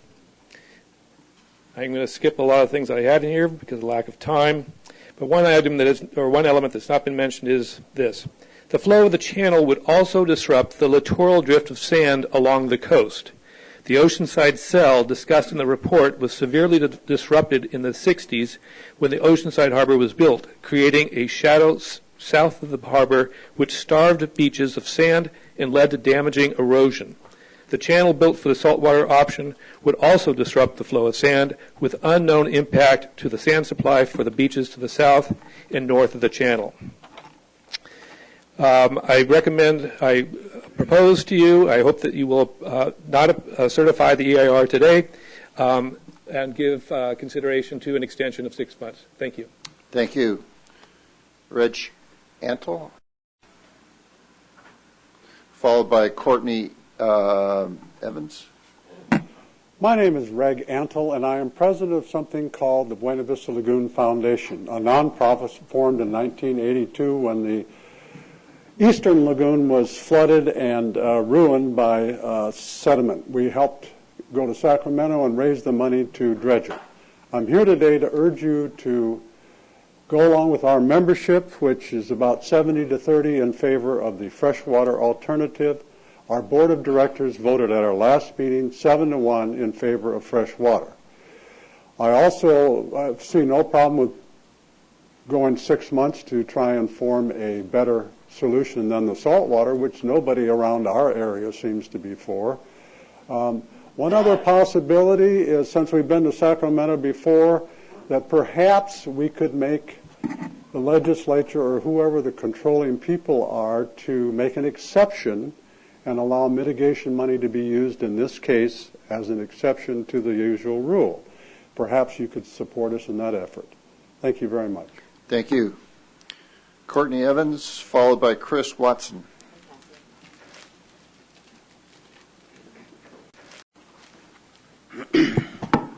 Good morning. My name is Chris Watson. I have a home at 46 San Melo Beach Road in Oceanside. I am not going to repeat a lot of things, that have been said previously, but I do not approve of the saltwater alternative, and I do not approve of the certification of this EIR. I believe this EIR does not meet the minimum standards required pursuant to CEQA as it does not clearly define how this project would be funded, and it also does not clearly articulate how the ongoing maintenance of a tidal flushing lagoon would be maintained. I, too, have had an opportunity to look at the approximate 4,000 emails dating back to 2011 by and between various members of SANDAG and consultants, and I believe there's vast evidence of collusion, the predisposed desire and prejudice to push the saltwater alternative before the EIR was even drafted. I request that you grant a 6-month extension to allow those stakeholders an opportunity to come up with a compromise solution. Thank you. Thank you. Manuel Mancillas, do we have that individual? Oh, good. Followed by Mendel Stewart. Morning, everybody. This is a rattle trap. We fishermen use these rattle traps to catch largemouth bass in a freshwater lagoon. The only freshwater lagoon in California, designated in 1969. I'm a retired grocer. I've been fishing that lagoon since I was a kid, 13 years old. I found out recently from my mother and some relatives, my grandfather fished that water when it was salt water. Forget, 1969, it was designated an ecological reserve by the Fish and Game Department. Keith, remember we supplied, a friend of mine and I supplied an alternative freshwater solution, which basically would be the world's largest aquarium, freshwater aquarium. If you can imagine that, that's an alternative for freshwater. We want to support all the people in St. Malo. Thank you for all the hard work. Thank you, Sandag, for everything you're doing for transportation. Great job. Thank you, everyone. Thank you. Mendel Stewart, followed by Natalie Shapiro.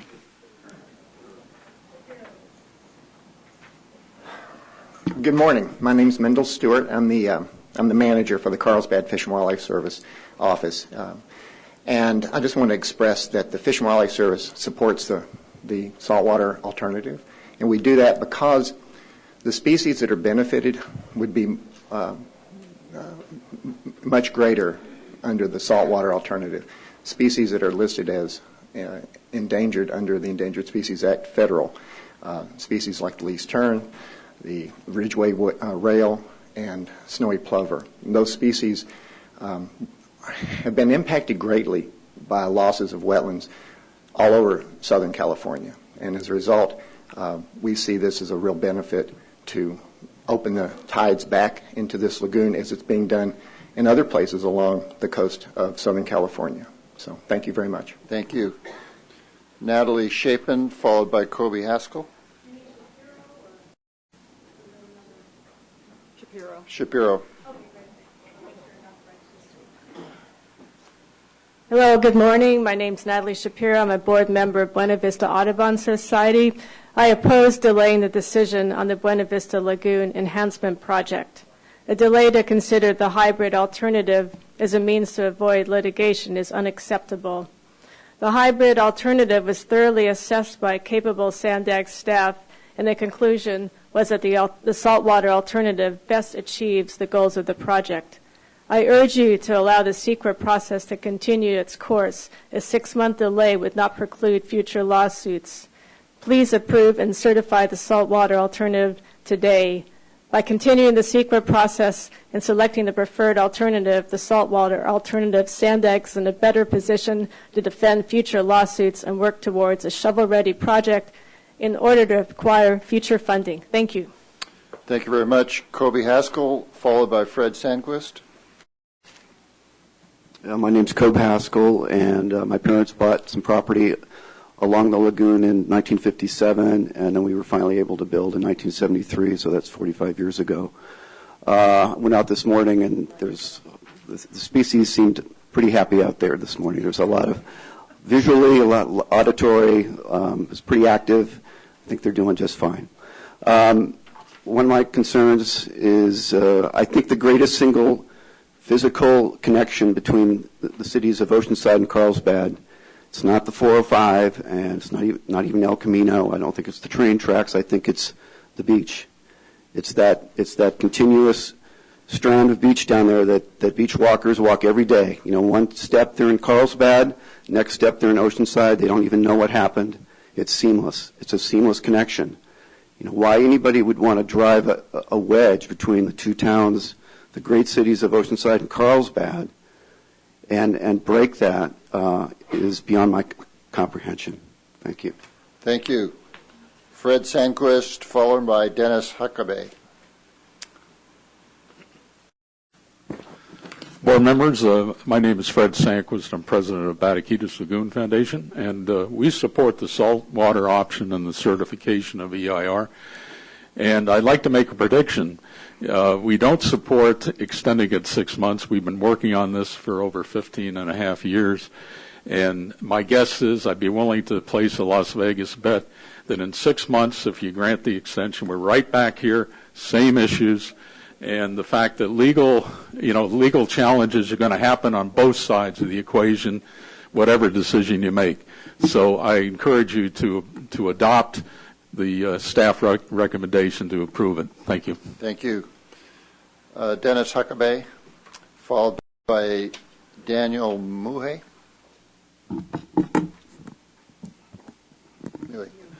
My name is Dennis Huckabee. I live in Oceanside, and I'm the past president of Buena Vista Audubon Society. Buena Vista Audubon Society has been a chapter of the National Audubon Society since 1951. We in Audubon concentrate on the birds, but we know that to protect them, we need to protect the environment. Buena Vista Audubon Society has over 2,000 member households, primarily in North County, but has members from all over the San Diego County.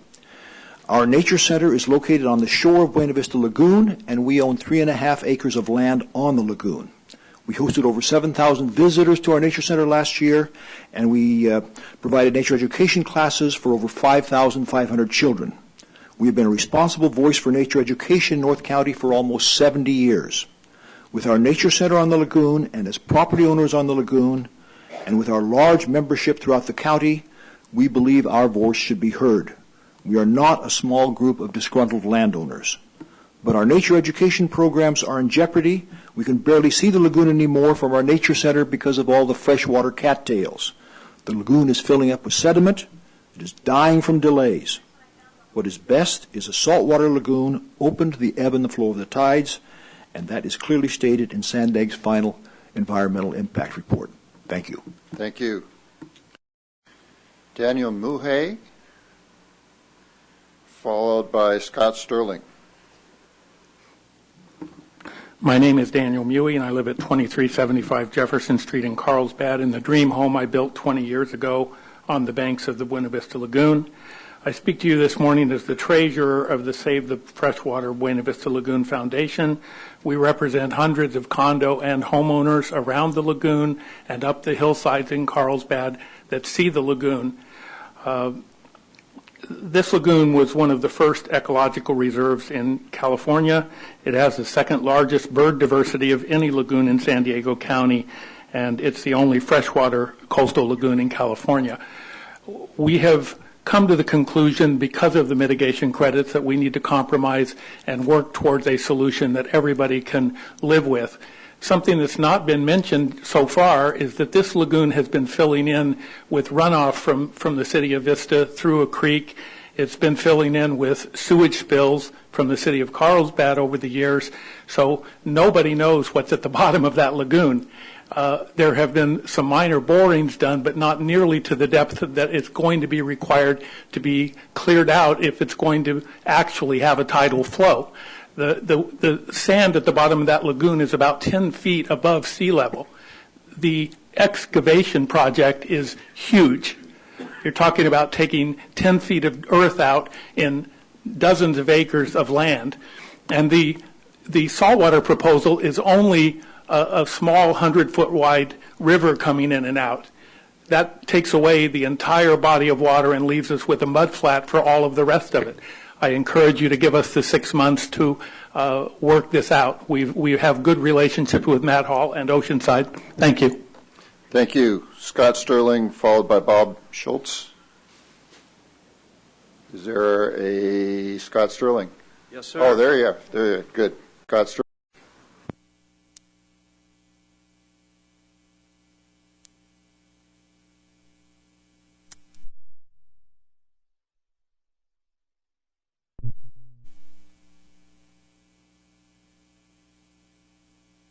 The Lagoon Association. And I'm amazed that I'm even having this conversation with you, and only 1 minute at that. The disingenuous nature of the information that I've seen delivered here is astounding to those of us who know better. 1 point. Out of all of the lagoons, salt, fresh, whatever, we have the second largest diversity of waterfowl in the county. The only one better than that is San Eliso, which is 4 times the acreage. So don't give me this biodiversity is going to be greatly enhanced thing. It doesn't play. It doesn't wash. Secondly, I know John didn't mention it, but I'm going to stomp on it. When the Buena Vista Lagoon... Comments to one meeting? No. Excuse me. Excuse me. Go ahead. When the lagoon was gifted to the state, it was on the condition that it would be maintained, which has not happened, as staff has indicated, and secondly, that it would remain a freshwater lagoon. This is in the deeding. This is in the title policy. It's amazing. I'm willing to compromise. I want a 6-month effort to put this together without lengthy litigation, because we all want to avoid that. Okay, thank you very much. Bob Schultz, followed by John Rittenauer. Good morning, I'm Bob Schultz. I'd like to express my concern with Sandag staff's apparent desire to destroy the only freshwater lagoon in Southern California. The only other one is up in Humboldt.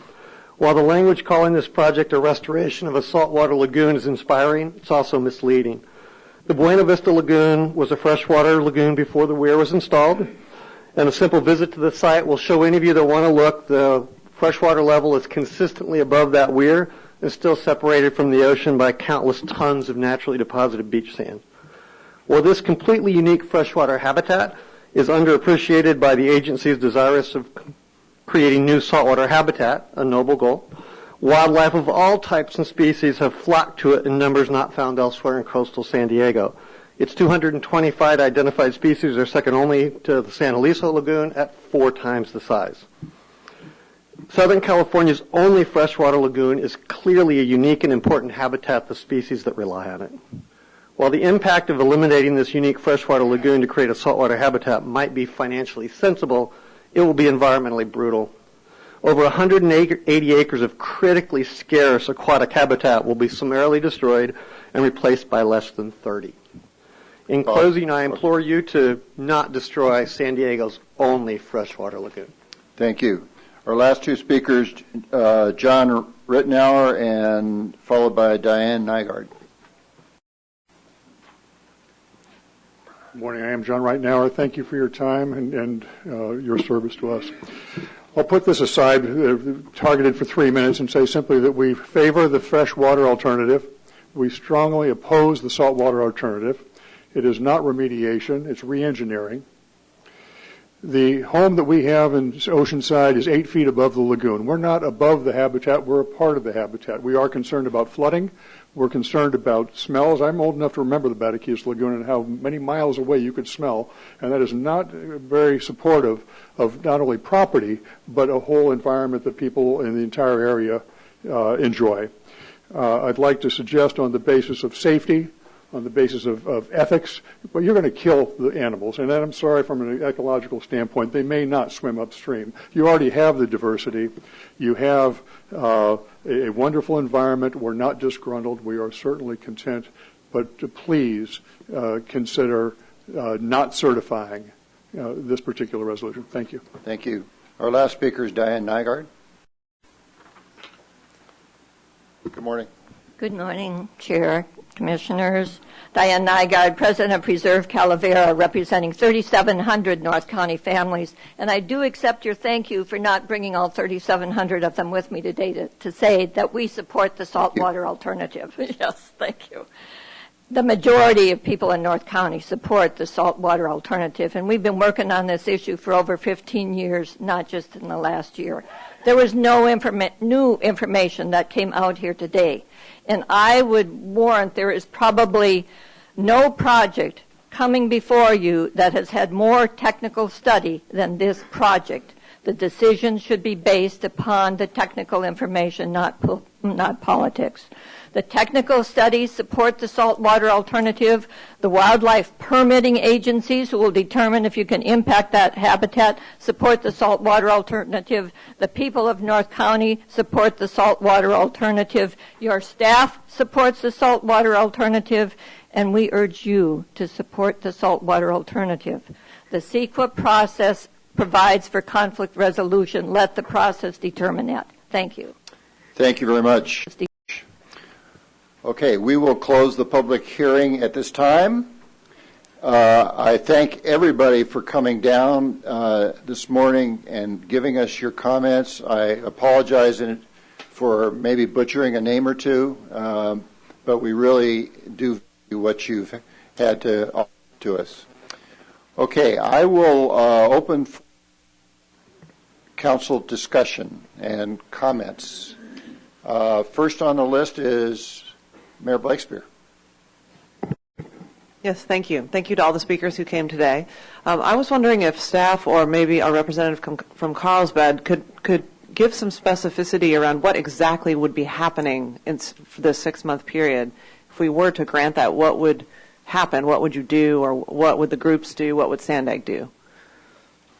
Okay. I'll use this opportunity just to share Carlsbad's perspective.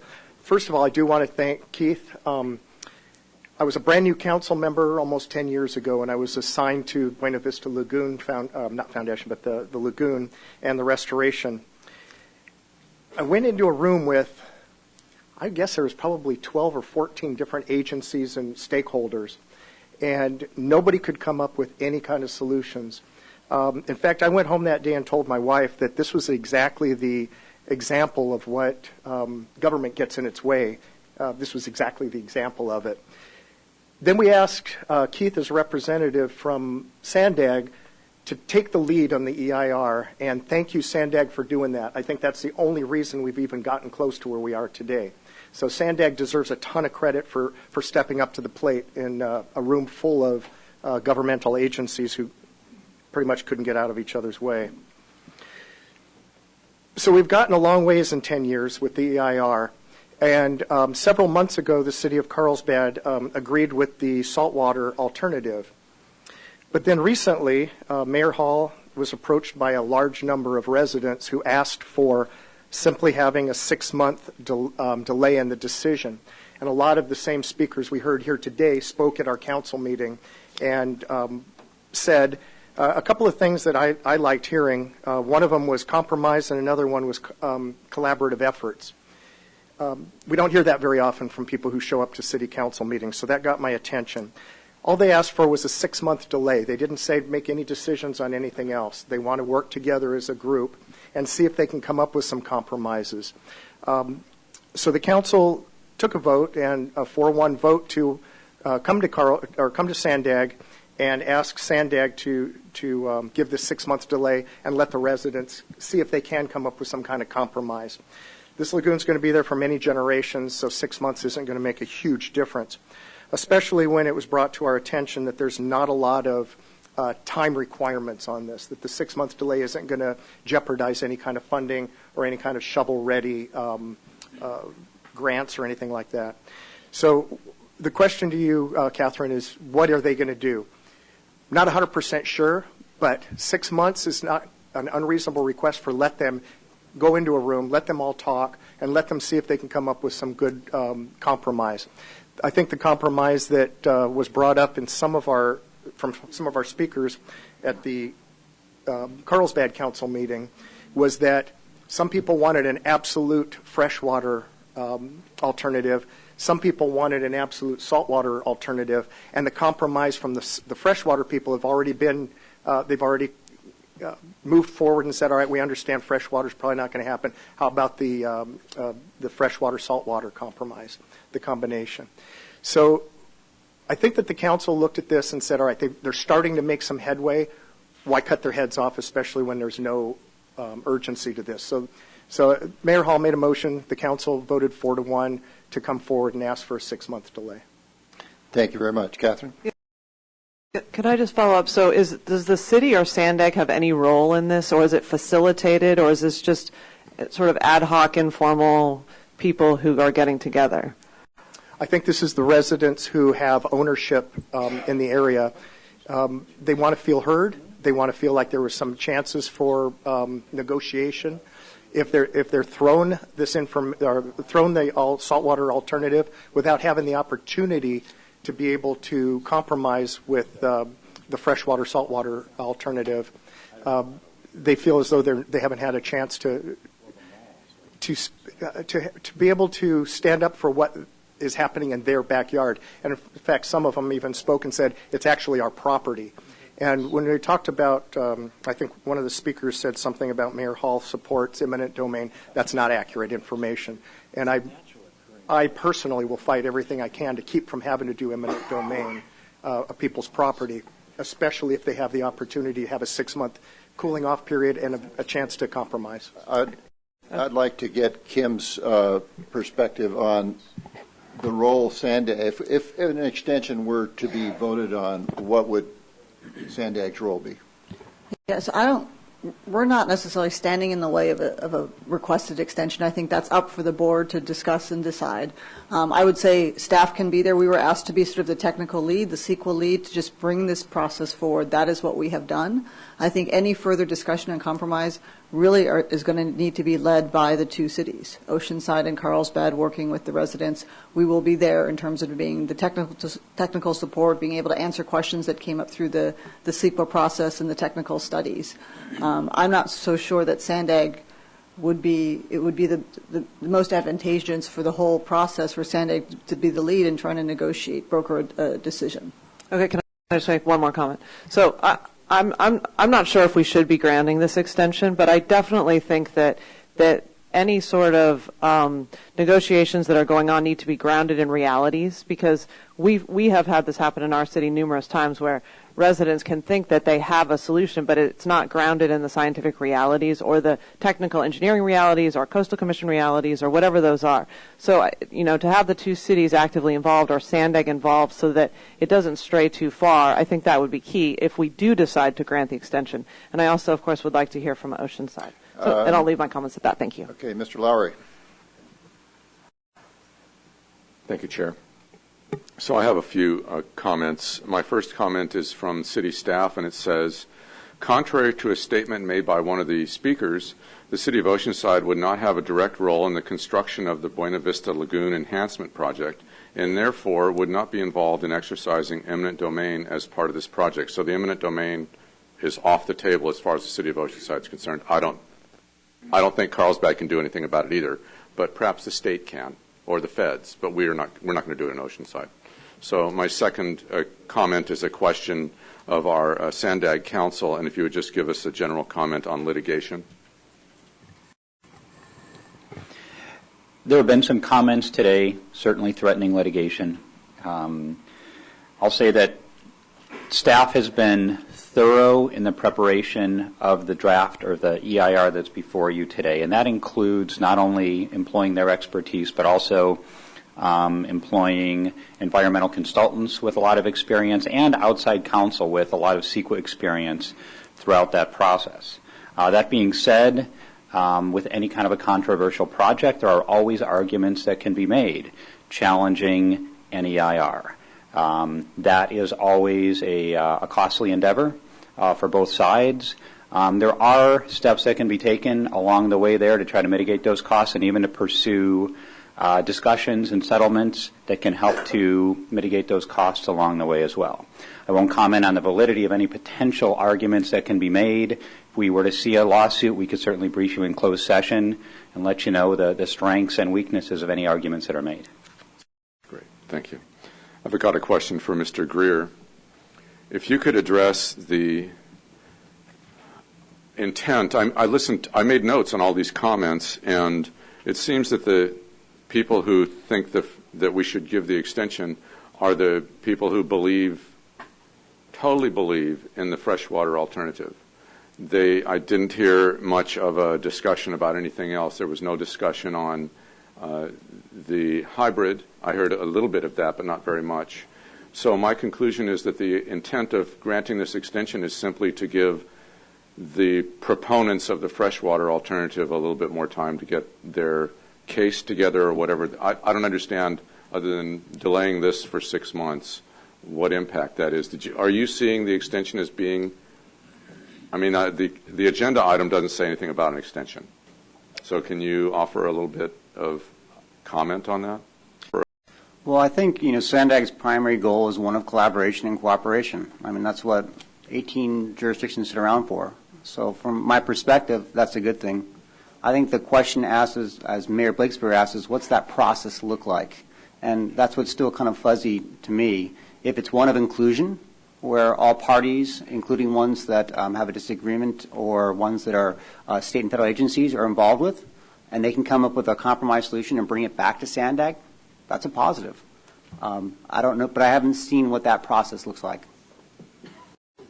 Okay, so you're saying that we would have further conversation here, but we don't really know what that's going to be. Unless somebody would like to make a motion on that process. Okay. Thank you. So I have a comment in general on this item.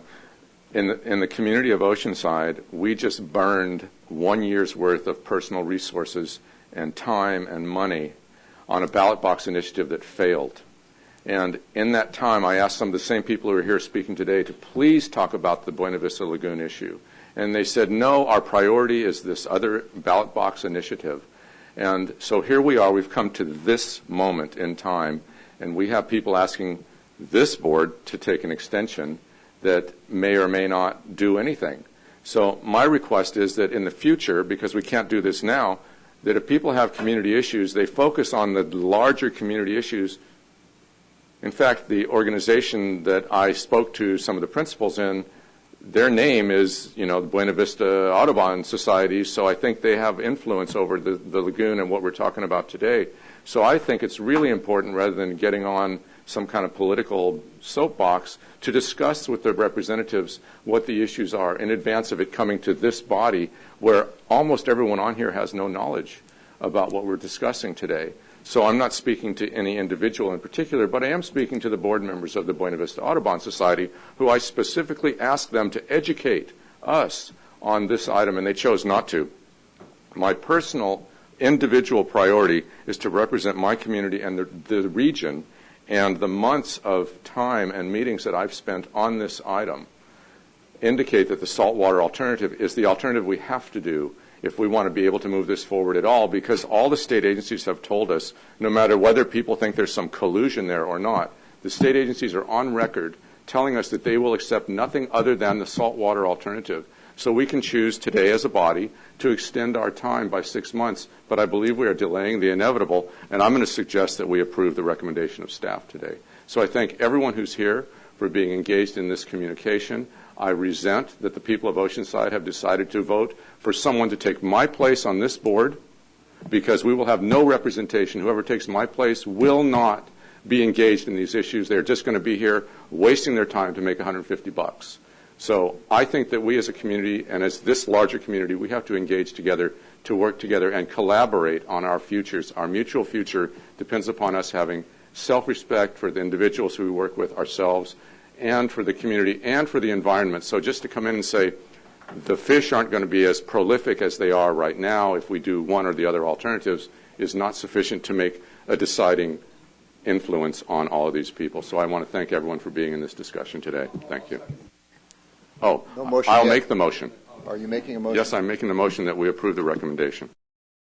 Okay, there's a motion to approve the staff recommendation. Is there a second? Mr. Derdina seconds. We'll have continued further discussion. Mr. Horn. I might have to borrow your mic. I'm 75 years old. I used to surf in Oceanside before there was an I-5. Dude, really? You're a surfer? Not anymore, but I was. But I will tell you, Old 101 was the road that goes straight across this lagoon here. And in those days, before there was an I-5, this was a freshwater lagoon. All that water came out of the creek bed that comes from Vista. No matter what you do to it, the fresh water is still going to go in there. But one of the reasons this lagoon was healthy was the fact that it had fresh water.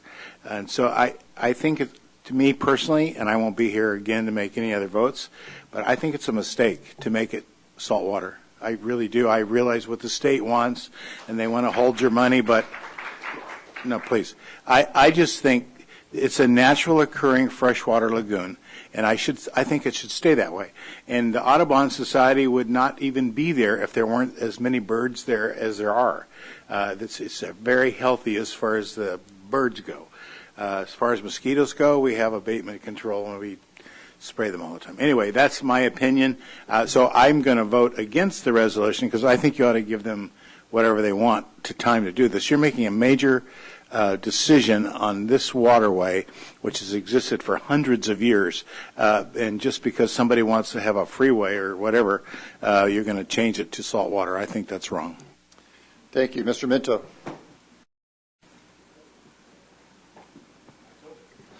Well, originally I was thinking, we have two cities that are heavily involved here. We should, as a body here, respect what they want. But since they're in conflict, I think this is an even better opportunity. Chuck, you talk about how most of the people sitting around the table really don't know what the deep inside issues are. Well, in some ways, that's actually a benefit.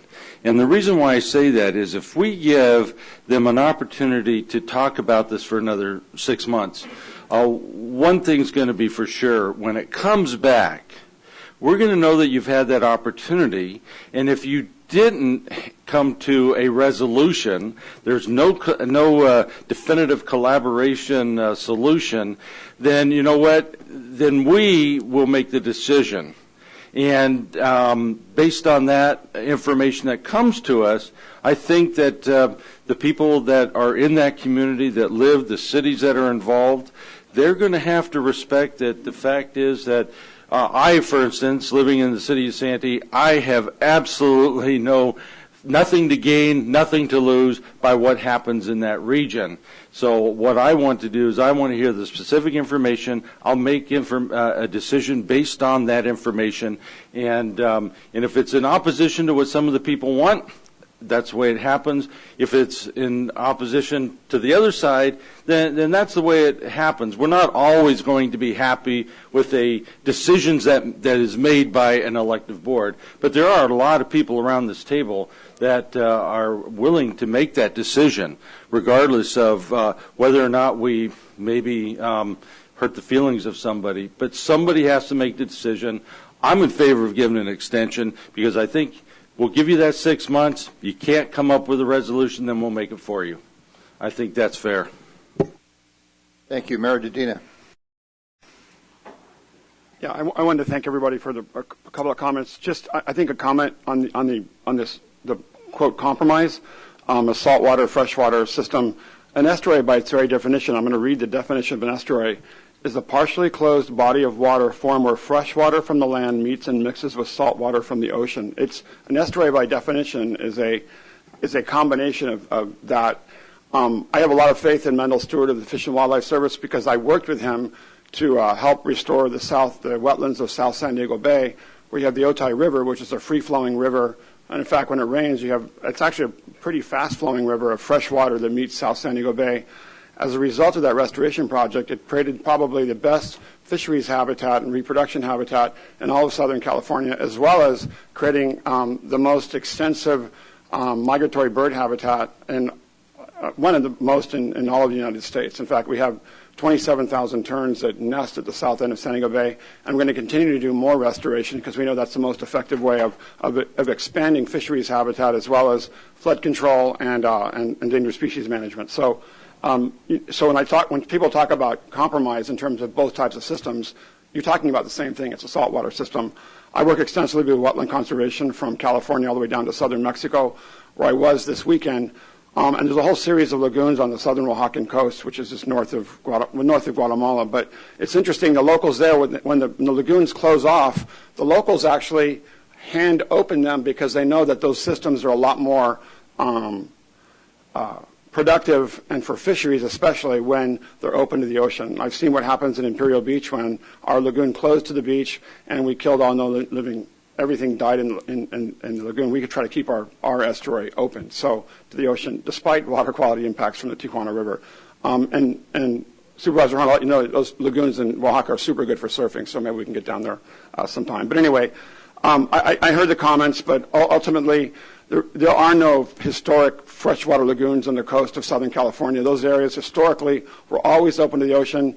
If you look at northern Baja, where we have lagoons like that, again, generally what happens is they're called batequis, like bataquitos. They're lagoons when there's not a big surf, and during big surf events in the winter and high tide events, the salt water overtops the lagoon and they open up again, and they're freshwater, they're saltwater estuaries. So anyway, I understand the reason why people would want to postpone. It's not my city, so that's where you guys go. That's what you need to do. But in terms of the science and how those lagoons have historically been managed and where we're going, you're just delaying the inevitable. Thank you, Ms. Jabara. San Marcos. I just had a brief question. One of the speakers spoke about when the lagoon was deeded, there was a restriction along with that deed, and I'm curious if anyone can speak to, is that correct? Is there a deed restriction, and what are the exceptions to that?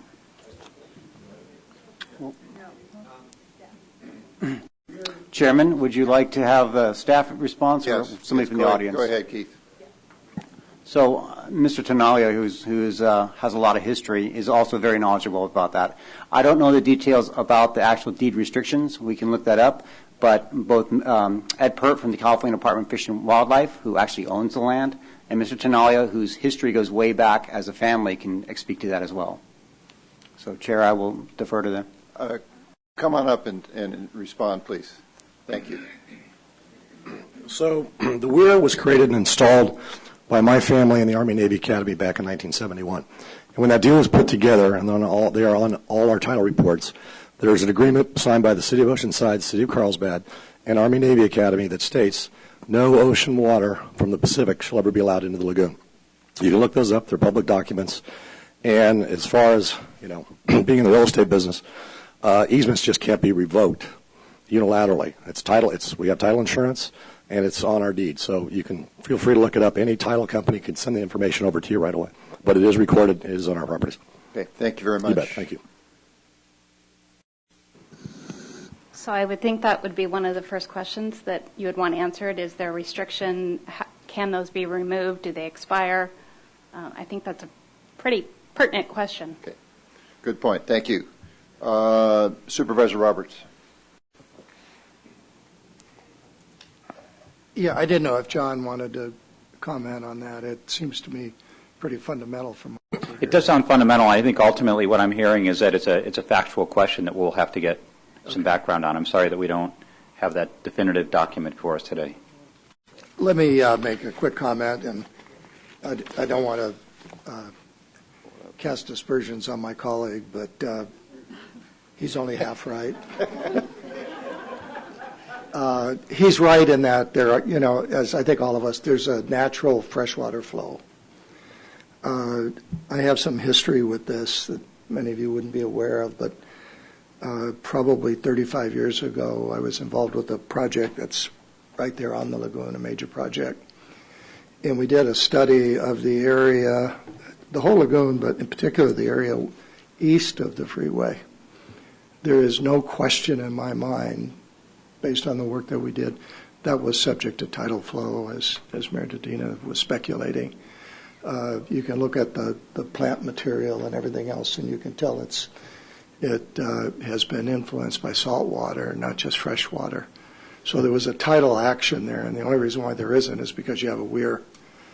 And I don't know the legality of the weir, but I think the question is, do you want to return it to a natural state, or for other reasons, do you want to have a compromise that is something less than that? And there may be a lot of arguments, as I've heard, that it was always freshwater. It wasn't. There is no question in my mind that without the interventions that have been done there, it wouldn't be a freshwater lagoon. So I think that's what the real issue is here. To what extent do we want to recover what would have been the natural habitats that exist there, or do we want to modify that in some way, shape, or form because of the surrounding environment? I think what is fundamental, though, that none of that seems to me have a bearing if there's a legal issue over whether the weir can exist or not. And that should be, it seemed to me that you can't make a decision without knowing that information. I'm disappointed that we get to this point and such a fundamental question hasn't been answered. Supervisor Roberts, I can address the legality of the weir. The weir was built legally, so the structure of the weir is legal. The easement on top of that weir allowed maintenance to occur, but not for the maintenance to allow salt water to move into the lagoon. So, again, legal weir building. Keith, is it our decision to make to remove the weir? Is that legal? So the decision to remove the weir as a policy is one for the board to make, but the actual property ownership and the removal of the weir, that would require either permission from the property owner or alternative solutions. And that's a fundamental issue. It's a fundamental crux here is the removal of the weir from private property that was built legally. Well, that's the question I'm saying. I mean, we're having a big discussion over something that we may not have the ability to affect. So regardless of the outcome, you still have to deal with the private property ownerships, and that's one of the fundamental issues that we're here today. Okay. Outside legal counsel would like to address that. Thanks. Let me just make a brief comment. SANDAG does have eminent domain authority, so the question of could determination be made to change existing legal restrictions like the easement? Yes, it could happen through the cities. It could potentially happen through SANDAG. That has not been analyzed. That's an implementation step, but the authority does exist. Okay. Make a comment for the record because I think it's important. Just okay. A second. Mayor Salas. Thank you very much. And this has been such an interesting issue and, some really strong opinions and feelings on both sides of the issue. When I was in the California State Assembly, I served on the Water Parks and Wildlife Committee. And before that, I was the member of the South Bay Irrigation District. I was a board member.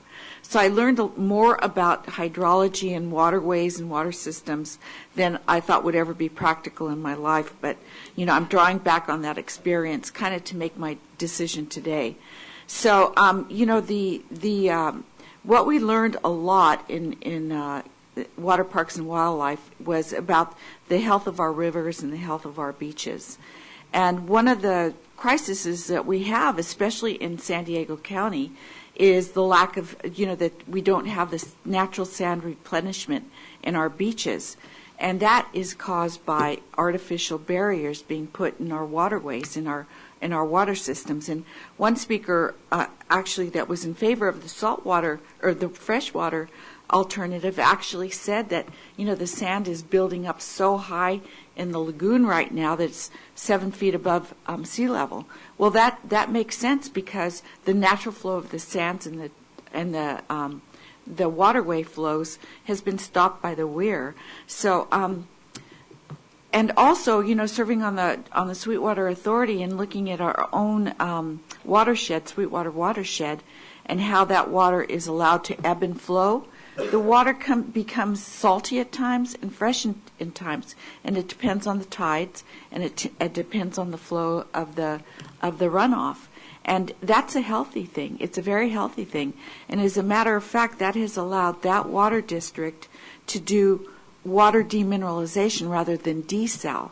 So they're producing like 15 million gallons of fresh water a day through reverse osmosis, which is a lot less costly, a lot better for the environment to produce another source of water supply. And you can do that because of the merging of the salt in the sea, the fresh water in the sea, and that natural kind of thing. So I was very prepared today to support Chuck Lowry's motion to take a vote on the saltwater alternative today because I really think that granting 6 months on something that has been studied for 15 years and has probably been subject to hundreds of public meetings and discussions, that the point really there would be no compromise that would be reached at the end of 6 months. However, the question of whether or not there's deed restrictions on our ability to remove that weir did cause me pause and did cause me concern about the decision that we would make today without having the full understanding of that as a SANDAG board. So that's the only issue that remains for me, not whether it should be the ability to revert that marsh into the lagoon into its natural state, because I think that overall it would be healthy for everyone. So with that, I would like to make an alternative motion, if it's appropriate at this time, is to grant a 6-month extension, but from my standpoint, for the purpose of allowing this SANDAG board the opportunity to learn more about what we can and what we cannot do in regards to the weir. Okay, I hear a motion on the alternative motion from Mayor Salas and a second from Mr. Minto. I want to make a factual comment because I think there was comments made that somehow this is the only lagoon or watershed where fresh water enters a system. Every estuary and watershed in San Diego County delivers. I mean, it's an important comment, so we don't think that somehow this is some unique area that only receives fresh water. Every estuary from the Mexican border to San Mateo Creek and San Clemente receives fresh water. We have two motions on the floor, an alternative motion and the basic motion. I have 3 requests to speak. I'd like to move to a vote, so let's make them quick. Crystal. I just wanted to, and this could be a quick clarification because I think it would go along with the motion that's out there, to clarify the easement on the where, yes, can be removed from eminent domain, but if there is a deed that came along with the condition of ownership that says that all the legal requirements cannot be removed through eminent domain, I do not believe. So if we could look into that, if they're going to take the 6-month pause. Mayor Blakespeare. I just wanted to address Mayor Salas's point that I think it's important we focus on what is the actual recommendation from staff, which just has to do with the EIR. So this isn't about whether we move forward with eminent domain, whether we fund this. This is about whether the project would be the saltwater alternative project. So if that is the project that you support, which was the original motion, and nothing more, you believe nothing more is going to come from additional discussion after 15 years of discussion, which I think is a good point, to me it seems like there'd be no reason not to move forward with the EIR, even though these other issues remain when it comes to actually building the project. So I just make that as a comment. Mayor Morrison. Yes, but could through the chair to legal counsel. So indeed, just so we clarify, if this was to move ahead, you go through the project, you do everything else. When it gets to that point, the same way with purchase of property, whatever, deed restrictions would also have the ability to purchase those also, right? As far as eminent domain, through eminent domain, or either through negotiation or eminent domain. I'm not sure I understand your question. Well, in other words, if there is a deed restriction on a piece of property that would be needed for a project, that is also subject to purchase.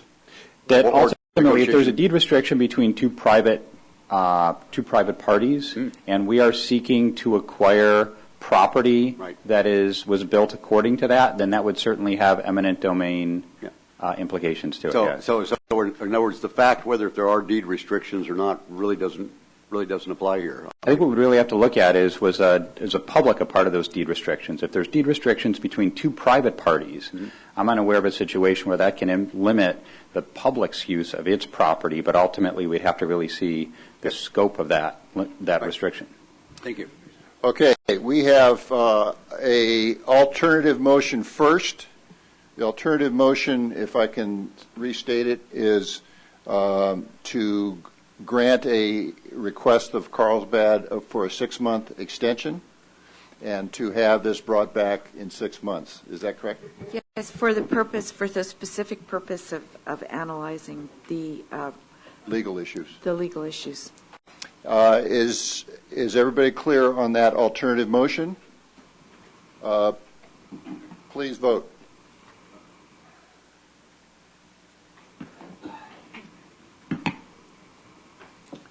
Escondido.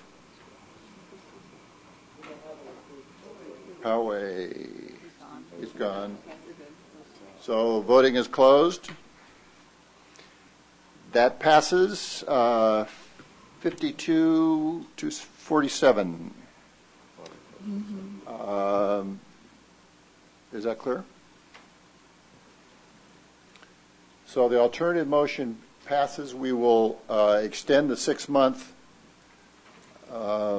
period of time to hopefully, and I think some of the comments of the board were very specific around, we really need to get all the parties together and come back with not only the legal issues, but the possibilities of some new solutions.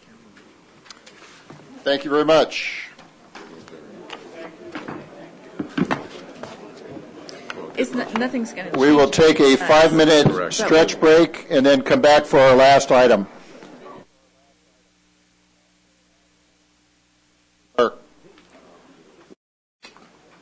The last item on our agenda, item number 11.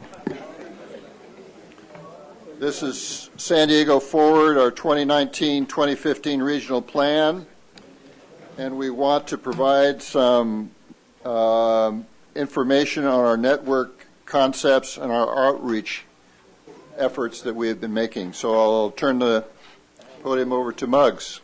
Good morning. Good morning, everyone. And let me start by saying happy Thanksgiving to everybody. Less than a week away, so hope you're all ready for whoever you're lucky enough to be sharing that holiday with. Don't think I'm going to be talking about lagoons in this item, but maybe, I don't know. We did hear some of that as part of the outreach. We heard a lot as part of the outreach. So, we just wanted to spend some time we've heard thousands and thousands of comments, okay, and summarizing that is always difficult, but we wanted to come back with some basic themes that we heard from all different stakeholders, from this body itself, and from various stakeholder groups and from the public, and try to talk a little bit about some of the things that some of the challenges going forward and trying to summarize all of that input into what is ultimately going to be the transportation plan for our region. So the place we thought we'd start is where we were back on October 12th, which was this body. We did, as most of you were there, recall, we did a workshop, which was very kind of different for an actual official board meeting, where we broke all of you up into 3 tables with some flip charts, and as you can see on the photos there, we took a couple of candids there, and then we also, as part of that, did kind of I guess we termed a dot exercise to get some feedback from you on some of the policies and so forth. And, at that workshop, we asked various questions about what you liked about the network concepts, what you would potentially change. We focused in on the strategies that went along with the projects and which ones you thought were worth considering, or were there any strategies that you were reluctant to use, and that's where the dot exercise came in. Again, we heard an awful lot on that day, and we have just a couple of slides here to summarize some of the important themes we heard. But we heard this throughout, not just from this board, but throughout our outreach, is that different transportation solutions. This is a very diverse region, and so the solutions in one part of the region don't necessarily fit everywhere else. We heard from folks that both the movement of people and goods efficiently, and the efficiency is in our vision for the plan. So we heard a lot about that. This is probably no surprise. We heard from a lot of folks that they felt like delivering projects sooner was important, to get them done as quickly as possible. We heard that a lot. There was a lot of interest in a number of specific both transit and highway projects that we got, and we'll talk a little bit more about that. From a mobility management standpoint, we saw that we got from you some support for the concept of mobility hubs, and a lot of interest in electric vehicle charging and what the region could do to support that and maybe expand what we're doing there. On the technology side, we put a lot of ideas forward, and we heard some support for smart signals. Smart signals was something that we got a lot of positive feedback on. Active transportation management and connected infrastructure. I think there's a lot of interest in if technology is coming and automated vehicles are coming, how do we get ready for that? What are some things that we could do to get ready for that?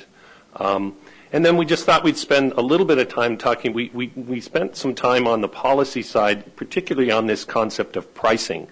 And what we found from that workshop was that there seemed to be some willingness to support the concept of lower transit fares, and on roadway pricing, congestion pricing on managed lanes or tolls on managed lanes seem to be of interest. That's very similar to what we already do on the I-15 corridor, so the thought of maybe we doing more of that. And then there was some interest expressed in parking fees. I mean, we're downtown here, and parking is generally paid for in downtown, but maybe expanding that to other areas of the region as a way to encourage choices and alternate modes. And then, but finally, we gave you some yellow stickers, and in the dot exercise, and in terms of where we saw that caution expressed was the idea of a mileage-based user fee, which is basically charging per mile, everyone per mile to drive. There seemed to be a fair amount of caution on the part of this group with that. And another one we didn't put up there, but something we got some feedback on that we found very interesting is there was several caution dots put in on the van pool program there, which was really interesting feedback.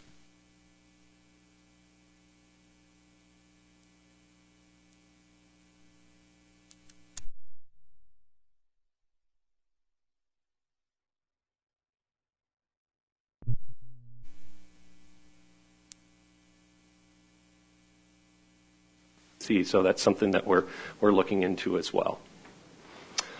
So in terms of just numbers and the region-wide outreach that we did beyond the board and our policy advisory committees here at Sandag, we did get back over 3,600 surveys that we had, online surveys. We used a different system this time.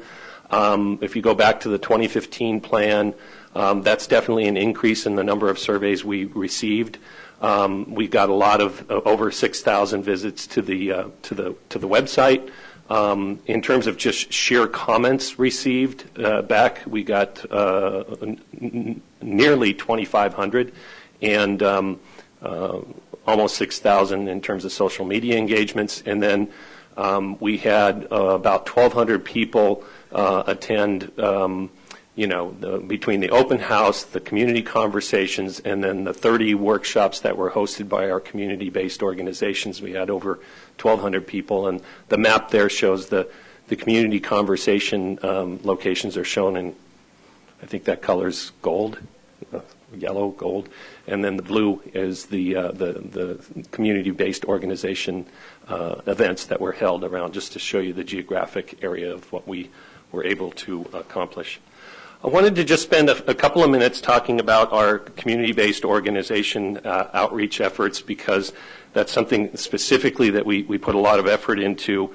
We have 13 CBOs, which we refer to them as, and Mayor Bailey hosts or chairs that group when they all come together regularly to talk about issues on the plan. So they had over 30 events around the region. The events were conducted in English, Spanish, Vietnamese, and Arabic. Just a few examples of events that were held. City Heights CDC did a pop-up event called Transit and Tacos, where they got more than 150 surveys done at that event. The National Latino Research Center at CSU San Marcos, they involved over 200 adults and youth in the Vista, Escondido, and Palma Valley area. The Chula Vista Community Collaborative, they really focused in on email blasts that they sent out to their networks of folks and multiple small group discussions, and they received back over 200 surveys. Some of the comments we got from the CBOs included the need for reliable and affordable transportation options, particularly to work, higher paying jobs, and education. In the North County area, we heard concerns about unpredictable commute times on the 78 corridor and lack of frequent transit service. Central San Diego talked about the need for clean air and affordable transportation options, reduced freeway expansion, more light rail service, particularly to higher paying jobs in the Kearney Mesa area, and lower transit fares. And South County participants, similar comments for clean air, social equity, and affordable transportation options.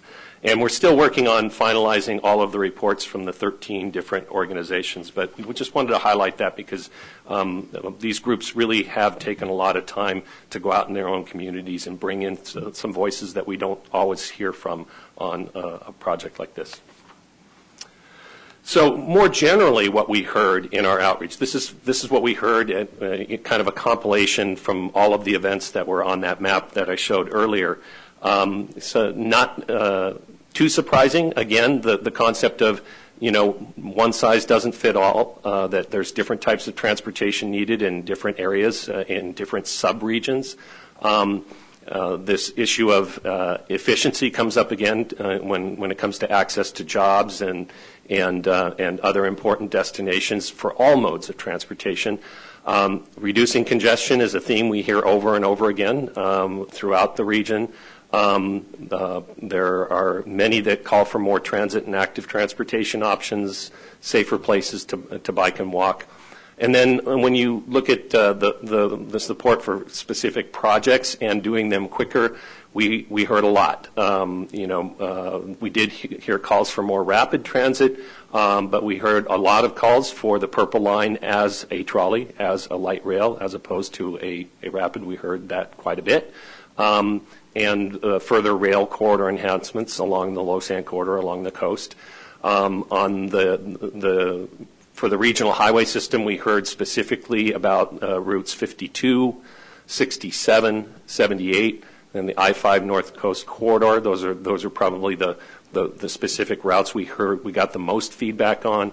And then people still are very, very interested in how we're providing transportation access to our international airport and border transportation projects at the international border. On the more policy side, what we heard going out to these events, that policies that support transportation, the things, like I said, smart signals was something that garnered a lot of interest there. Also lower transit fares and investments to support electric vehicle charging and to support connected and automated vehicles. These are areas that we heard a lot of positive feedback in all of our meetings. We heard a lot of feedback on the importance of meeting the SB 375 greenhouse gas targets. If you recall, we had three concepts. The project-based concepts didn't make the targets, but the policy-based concept C did. And so we heard a lot about that when we went out and talked to folks about it. The importance of both efficient and equitable transportation system. When we talked about some of the pricing issues and what impacts those policies could have on lower income folks, and we put that information out there. We got a lot of feedback on that and a lot of concern. We heard a lot about housing is such a big issue. We heard a lot about that and how do we make investments in our transportation system that supports housing and affordable housing.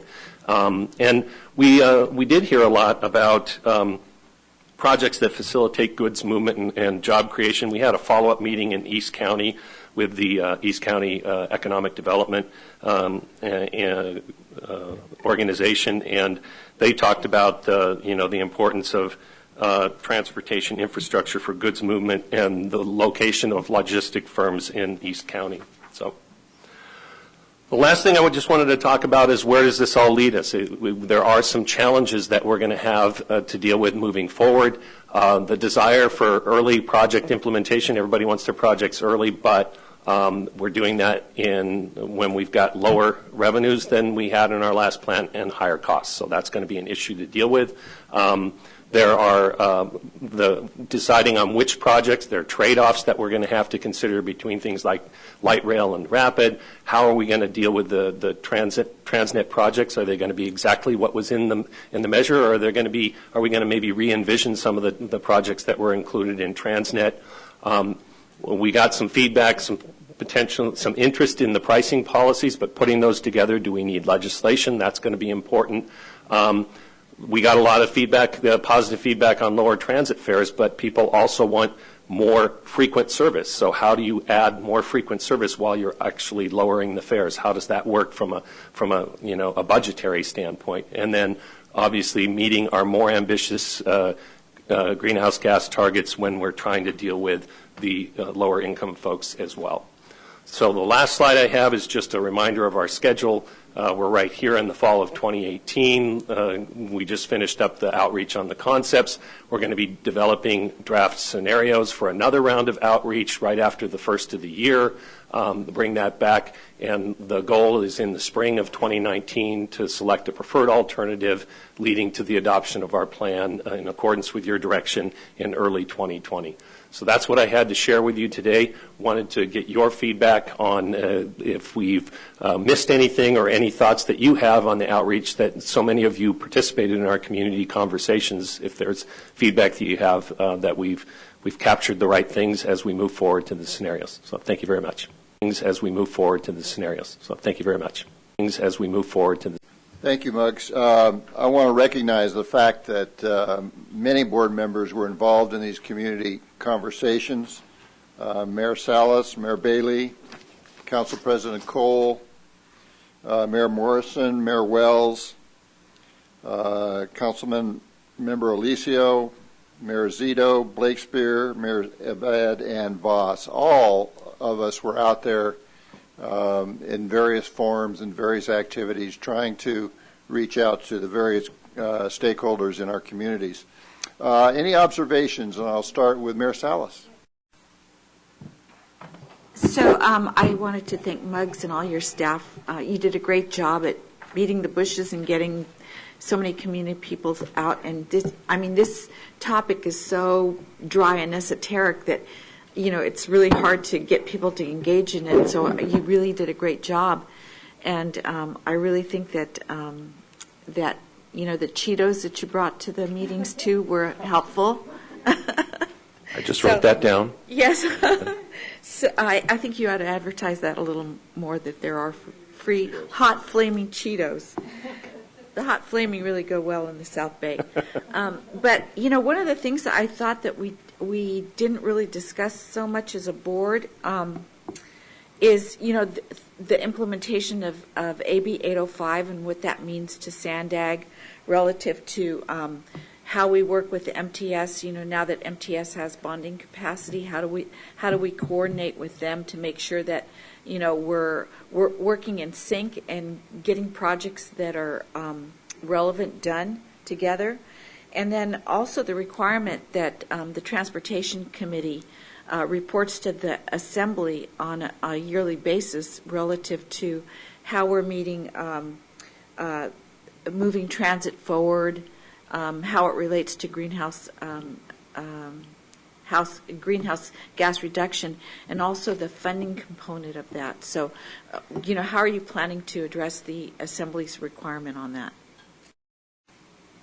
Yeah, we work a lot with the MTS team and on the regional plan to look at that, and it's particularly important for this plan given the intention that the MTS board has expressed to at least explore the concept of a new funding measure potentially for 2020. So we work with them on that.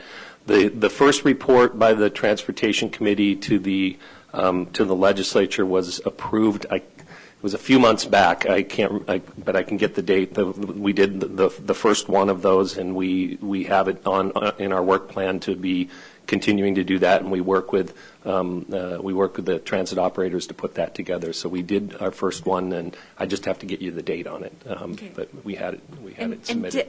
I'm sorry, did I miss seeing that, or has it been distributed to the board yet? I know we presented it to the Transportation Committee. I'm just in terms of the timing, but we'll follow up and make sure we get that. Okay, to you. Thank you. Thanks.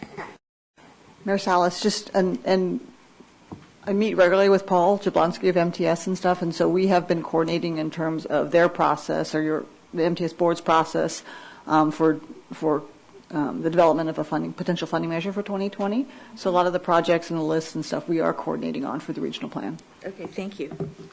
Mr. Lowry. Thank you, Mayor. Chair. It's chair is your title, correct, not mayor? It's lame duck. I'm not going to make any remarks. She did it for me, yeah. So I want to comment on the whole concept of this community outreach and those many that you showed up on that image up there, the numerous visits, and they were in different versions. And, Mayor Salas pointed out that you had the Red Hot Cheetos, and somewhere else they had a taco truck, I bet, or something.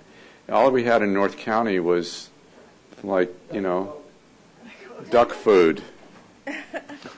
So, but anyway, congratulations to everyone from this organization that put it together. I attended 3 of them. I attended the one in Vista, the one in San Marcos, and the one in Solana Beach.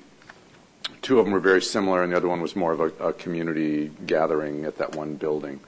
And there were a lot of people at every one of them who had statements that they made, and I don't think it was the money or the meal that they received that gave them so much motivation to make their thoughts known. And I think I personally experienced that whatever it cost, it was a bargain, because you really reached out to people who are using transit and people who are driving cars and people who are concerned about what's going on in the community, whether they understood everything that was being presented to them. I found it personally informative that people at all of the different locations shared the same concerns about transit access and timing and cost, but also that they all shared the same concern about, I'm going to throw it in there, the I-5, 78 interchange. Those things just came up, and it wasn't like they had been fed these items that picked from these. So I felt that all over the county, people are very concerned about the same things. I don't know what to say about traffic, but I think it was very cost-effective and time-effective to do that. And I appreciate the quality of the report that you gave us today, and I look forward to reading about more of those online. So thank you. Thank you very much. Thank you. Mr. Mayor Morrison. Three things that I have observed in some of the results in both in the meeting that I was in, and then I have to say the written results, and they weren't surprising. And that was that people were very divided. They were, depending on their particular bent, they were either all for me to do everything on roads, or they need to do everything for alternative transportation. Although some of that alternative transportation is supposed to be on roads, but don't do anything on the roads. So it was kind of, there was a big division and more dealing on ideology than I think more than anything else. So that was one thing, and it wasn't terribly surprising. The other one was, of course, wanting to have more services, but also wanting to have less revenue. So that was the other thing that came across, and once again, which I don't think was terribly surprising. Also, if you ask people, we always want more things and we want to pay less for it. And then the last thing was there was a lot of interest, I know, in the one that I attended for the Purple Line, and there was quite adamant that the Purple Line needed to go forward, and yet it was from the same people that opposed Prop A, which the Purple Line was the center of. And so, once again, that wasn't terribly surprising either. So those are kind of the three things that I observed. Thank you very much, Mayor Blakespeare. Yes, thank you. It is true that you did a great job of beating the bushes, not just for the public, but also for the board members. Getting all of us out to all these different meetings, I think, was a feat, and you did a great job at that. So one of the things... We're Jim-dept. Yeah. Right. One of the things that came out of the meeting that I was at with Councilmember Zito, I thought one of the strong messages was that people were looking for something new and interesting and bold. What is Sandag proposing? What are our transportation thought leaders going to do in 20 and 30 years? So it's exciting that Hassan is coming on at this time, because he does have a lot of these visionary ideas and things that the board will be needing to consider in the future. So the information presented is somewhat constrained by cost, or a lot in terms of what we're considering, but it's also good to think big. So it's great that he's coming on, and I'm looking forward to how his influence may affect these conversations. North County Transit, Mr. Gallo. Thank you. I would be remiss if I didn't make some comments for North County Transit. Probably, in my opinion, the single most critical project to be done in San Diego County is the coastal rail line, specifically the Del Mar Bluff area. We had a presentation a month ago from someone from Sandag, and he made a comment about, he showed some crack lines around 10th Street in Del Mar along the bluff. And I'll be damned, the following week, guess where the collapse was? 10th Street, right where the guy said this is a potential collapse area, and it collapsed the following week. If that thing, now I know we should probably just let the whole Southern California coast keep receding, okay, because that's a natural thing. But if that rail line gets shut down, you might as well close up the Port of San Diego. That's how critical that is. And so when you're talking about funding projects, and this is a whopper, until we can get the tunnels done, because that's not going to be for another 50 years. Well, you're well aware, Mayor, or short-timer Mayor. Yeah. Anyway, so that's my comments. All the other stuff is nice to have, but when you're talking about disrupting the economy and people's incomes, et cetera, I think that's more critical than the bike path. Well, and let me follow on an observation. In seeing everybody's input, the one area that I did not see talked about was the rail line and some vulnerabilities, and that's why I sent a letter to the board saying, we ought to have that in the mix because it's a long-term project. It's we got to get started working on it sooner rather than later, because it's going to creep up on us and it's not going to be good. So anyway, thank you for your comments. La Mesa. To answer your question, Muggs, what I noticed most, and I went to the open house in downtown, and then I also went to the East County one, is and I don't know how we get this across, that it's a regional issue. What we are doing is regional. Because when I was downtown, there were people, and they're like, well, we want better transportation to the airport. And they wanted shorter commute times getting out, like to Mission Valley on the freeway. And then in East County, we had people who wanted more transit options, and we also had a huge coalition of people about the 67 and the 52. And when I was speaking, I kept saying, okay, this isn't your part of the world. Try to just answer regionally what you think will work. And I think as we move forward, we need to continue to stress that what we're looking at isn't the transportation plan for La Mesa and El Cajon, it's the transportation plan for the whole county, including the North County. And so the only thing that I would say from the workshops that I attended, those two, is we still need to really focus on the regional aspect of it. Thank you. Thank you. Mayor Vasquez. I attended Push the button. county. I attended the East County session, and so thank you for including the voice of that particular region. It was really great to hear the thoughts of people who use all modes of transportation, but to also hear what they think our modes of transportation should be in the future. One takeaway was that maybe there's a possibility to take our daily transportation to the sky. And so they were very futuristic in terms of what could be done. One other comment that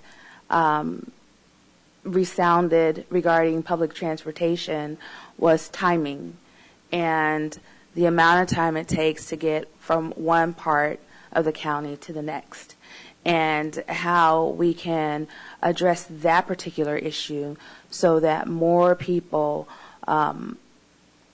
consider using public transportation. So thank you. I know that each part of the region, there's something special and unique as it relates to transportation, and I believe that this effort really provided a flow of communication that can really help to push transportation forward in San Diego County. Okay, I would like to hear from the public speakers who have. Okay, Mr. Dania. Yeah, I just want to thank Kim and Muggs. Thank you so much for. I like what Mr. Lowry said, is that the staff really stepped up its game, and then the board, in terms of really innovative ways of reaching out to the community. It's really, really impressive. And I'm feeling a little intimidated in terms of how we need to do business in IB, because it really is hard to get the public engaged and to come to meetings, and really reaching out and having these events and going to community-based organizations is, you guys really set a good model for how to do that. So as a nonprofit director in my other life, I received, the survey, and my staff did. It really, you guys really showed that you really made an effort. And I remember there was a meeting 2 or 3 years ago where I think we had that discussion about how to really be a lot more comprehensive about that. And you guys really stepped up the game. So I wanted to thank you for that. Just on the autonomous vehicles, there's been a lot of evangelizing here on that over the last 4 years since I've been here. There's been a lot of pushback recently from a lot of transportation planners and mass transit advocates talking about how autonomous vehicles really aren't the solution that we keep thinking they are. There's a lot of interest in the corporate sector, obviously, in selling technology and selling cars. But I think we need to be careful and just weigh that to make sure that we're not saying that we're going to invest and wait for something that's going to happen like tomorrow when it may not happen, or it may happen in 20 or 30 years. So that's all. Thank you. Thank you very much. I did push. Mr. Ved, Mayor Ved. Okay. Hey, thank you. Yeah, I did participate in 2 meetings, the focus group meeting and also the meeting in Escondido. I was surprised. Both meetings were very engaged, and I think the public learned more about Sandag, and Sandag learned more about the public feels about this. One common theme, one observation is we did not provide a cost associated with all the options that we provided. And I think that's a huge issue for us. But one thing in common, I think people wanted a shorter commute time. whether it's bike, whether it's car, whether it's transit. So if you provide a lower fare to the public and longer commute, that's not going to work. But as Ms. Alicia said, that it's going to come down to the efficiency of the system and the costs associated with the system. But I think people needed a better commute time. Okay. I'm pausing. Okay, we'd like to hear from the public. We're going to be out of here pretty quickly, so could you limit your comments to 2 minutes, please? Anna Reynoso, followed by Jack Hsu.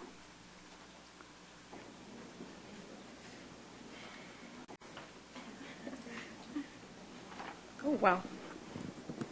Okay. I'm a lot shorter than whoever that was. Okay. Hi, my name is Ana Reynoso with Environmental Health Coalition, and I want to reiterate the issues that will be raised by IBW 569, Climate Action Campaign, Cleveland National Forest Foundation, and the Bike Coalition. Environmental justice communities both experience greater vulnerability to greenhouse gas emissions and use transit more than non-environmental justice communities. For example, in the city of San Diego, environmental justice communities have more than triple the numbers of transit-dependent households compared to the city overall. An equitable regional transportation plan recognizes that a larger proportion of resources must be invested in low-income communities of color in order to effectively remedy the need for regional mass public transit. This includes deprioritizing freeway expansion and prioritizing mass transit. It is not enough, however, to prioritize good projects in environmental justice communities. Each draft scenario must also include an analysis on the specific ramifications for that scenario on the top 30% of Cal and virus screen most impacted communities, as mandated by Assembly Bill 805. By prioritizing environmental justice communities, SANDAG can not only meet their mandated 19% statewide greenhouse gas emission reduction target, but we believe exceed it. Thank you. Thank you very much. Jack Hsu, followed by Gretchen Newsom. Good morning. Good morning. Jack Hsu with the Cleveland National Forest Foundation. It's not hard to change, but I think you all realize that SANDAG has been asked to change drastically its planning process and how it goes about doing its regional transportation plan. And unfortunately, I didn't see enough change in the process. I know that Muggs and the staff here did a lot, tried to do a lot, but there's some basic issues that I think were lacking. One is the lack of having measurable goals that are being mandated by the state, being told or given to the public during these workshops. Another is that we need to reduce VMT. The science is pretty clear from the state, from all other agencies. Technology is not going to save us here. We need to reduce VMT, and to do that, we certainly need to look at other alternatives. And that information is not given to the public through this planning process, and I think we need to make that real clear. And lastly, economic and environmental justice issues. That's mandated by the state, by AB 805. And we need to do that because of moral and ethical reasons as well. It is not fair to impose a tax or greater tax on a population to help clean up the air who we're not taxing those who are polluting our air. And I think that's the kind of information we need to put out when we put out things like congestion pricing or pricing by miles driven. That's the kind of justice issue that we need to give to the public. And lastly, as we go forward with these scenarios, all of you, and I think the public, need to know what are the cost-benefit factors, what are some funding allocation flexibilities that we can have so that we can make things more equitable and efficient and effective. Because the total cost of a transportation system is not just the freeways and adding lanes, it's also the car, the insurance, and then the health costs. We need to know that as we look at these scenarios. Thank you. Thank you very much. Gretchen Newsom, followed by Sophie Wolfram. Thank you. Gretchen Newsom on behalf of IBW 569 and our 3,400 unionized electricians.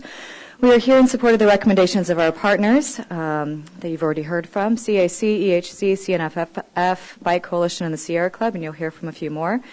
In addition to the environmental justice, mode share, and climate priorities that they are addressing in their comments, we'd also like to reiterate the need to comply with AB 805. As you move from concept to scenario phase, the planned scenarios must evaluate new light rail projects. This is critical for several reasons, including air quality and climate benefits of light rail, maximizing mobility and transportation choices, and also the fact that projects may need to be included in the RTP as a basic requirement to compete for and secure funding. We want those funds too, Mayor Morrison. Thank you. We are going to be looking forward to working with you and also our environmental community and environmental justice partners in the coming months to continue to engage in this process and to be your partners as well. Take care. Thank you. Sophie Wolfram, followed by Eric Lund. Sophie Wolfram with Climate Action Campaign. We support the comments of our partners at EHC, IBEW, CNFF, Sierra Club and Bike Coalition. And at this point, I want to reiterate feedback we've shared with SANDAG throughout this process that all scenarios of the RTP must maximize transit mode share to make it possible to meet state and local climate targets. Transportation accounts for 55% of greenhouse gas emissions in San Diego, and the number is similar in every city in the region. Acknowledging the severity of the climate crisis, San Diego's legally binding climate action plan sets a target of 25% of commuters taking transit by 2035. Those targets are in line with state targets and with the degree of emissions reductions necessary according to the October UN IPCC report, which calls for far-reaching and rapid transformation in multiple sectors, including transportation.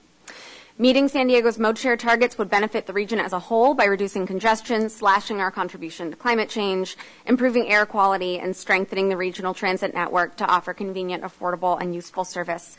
So we're calling on SANDAG to demonstrate a clear plan to support the city of San Diego in meeting these targets by maximizing transit mode share in all scenarios, in particular in San Diego's transit priority areas. And second, we need to reiterate that all scenarios must meet the SB 375 19% greenhouse gas reduction target set for SANDAG earlier this year by CARB. In addition, strategies to reduce emissions must ensure economic justice and maximize co-benefits such as cleaning the air, improving health outcomes, and reducing congestion. To reduce emissions to safer levels, we cannot lean excessively on any single strategy, including transportation electrification alone. Thank you for your time this morning. We will continue to work with our partners and engage throughout this process. Thank you very much. Eric Lund, followed by Jennifer Hunt. Honorable Board and Chairs, I wanted to, again, thank you for coming out to the East County and coming out to our region to hear from our residents as well as our business community. I did want to mention one industry that's really important, an industry I've been involved with for 25 years, and that's the tourism industry. I haven't heard anything about the tourism industry. Our second largest industry in San Diego, $10 billion plus a year, and 90% of those tourists get to San Diego by road. They don't ride bikes, they don't take the train, they don't fly in, 90%. So if we don't improve our freeways and roads, and tourists find it more difficult to get into San Diego, it's going to have a negative impact. It already does a little bit when you come down on the 5 corridor, the 15 corridor, and even the 8 corridor from Phoenix. So it's an important consideration because that's a major area of commerce that we really should consider. And of course, there's not going to be a lot of voices for people who are visitors here before you today. I did want to mention also that from a standpoint of your own report, if you look at your top 4 priorities from policy standpoint, the connected infrastructure, shared mobility and mobility hubs, smart signals, and lower transit fares were the top 4. So I think before you start putting fees on people for mileage and things like that, which were at the bottom of the list, we've got to be really careful about those things. And I know there were some yellow flags on that. So I would caution you to really be careful about, starting to charge a lot of money for parking fees and mileage and things like that, because I don't think that's going to really have the desired impact. Thank you very much. Thank you. Our last speaker is Jennifer Hunt.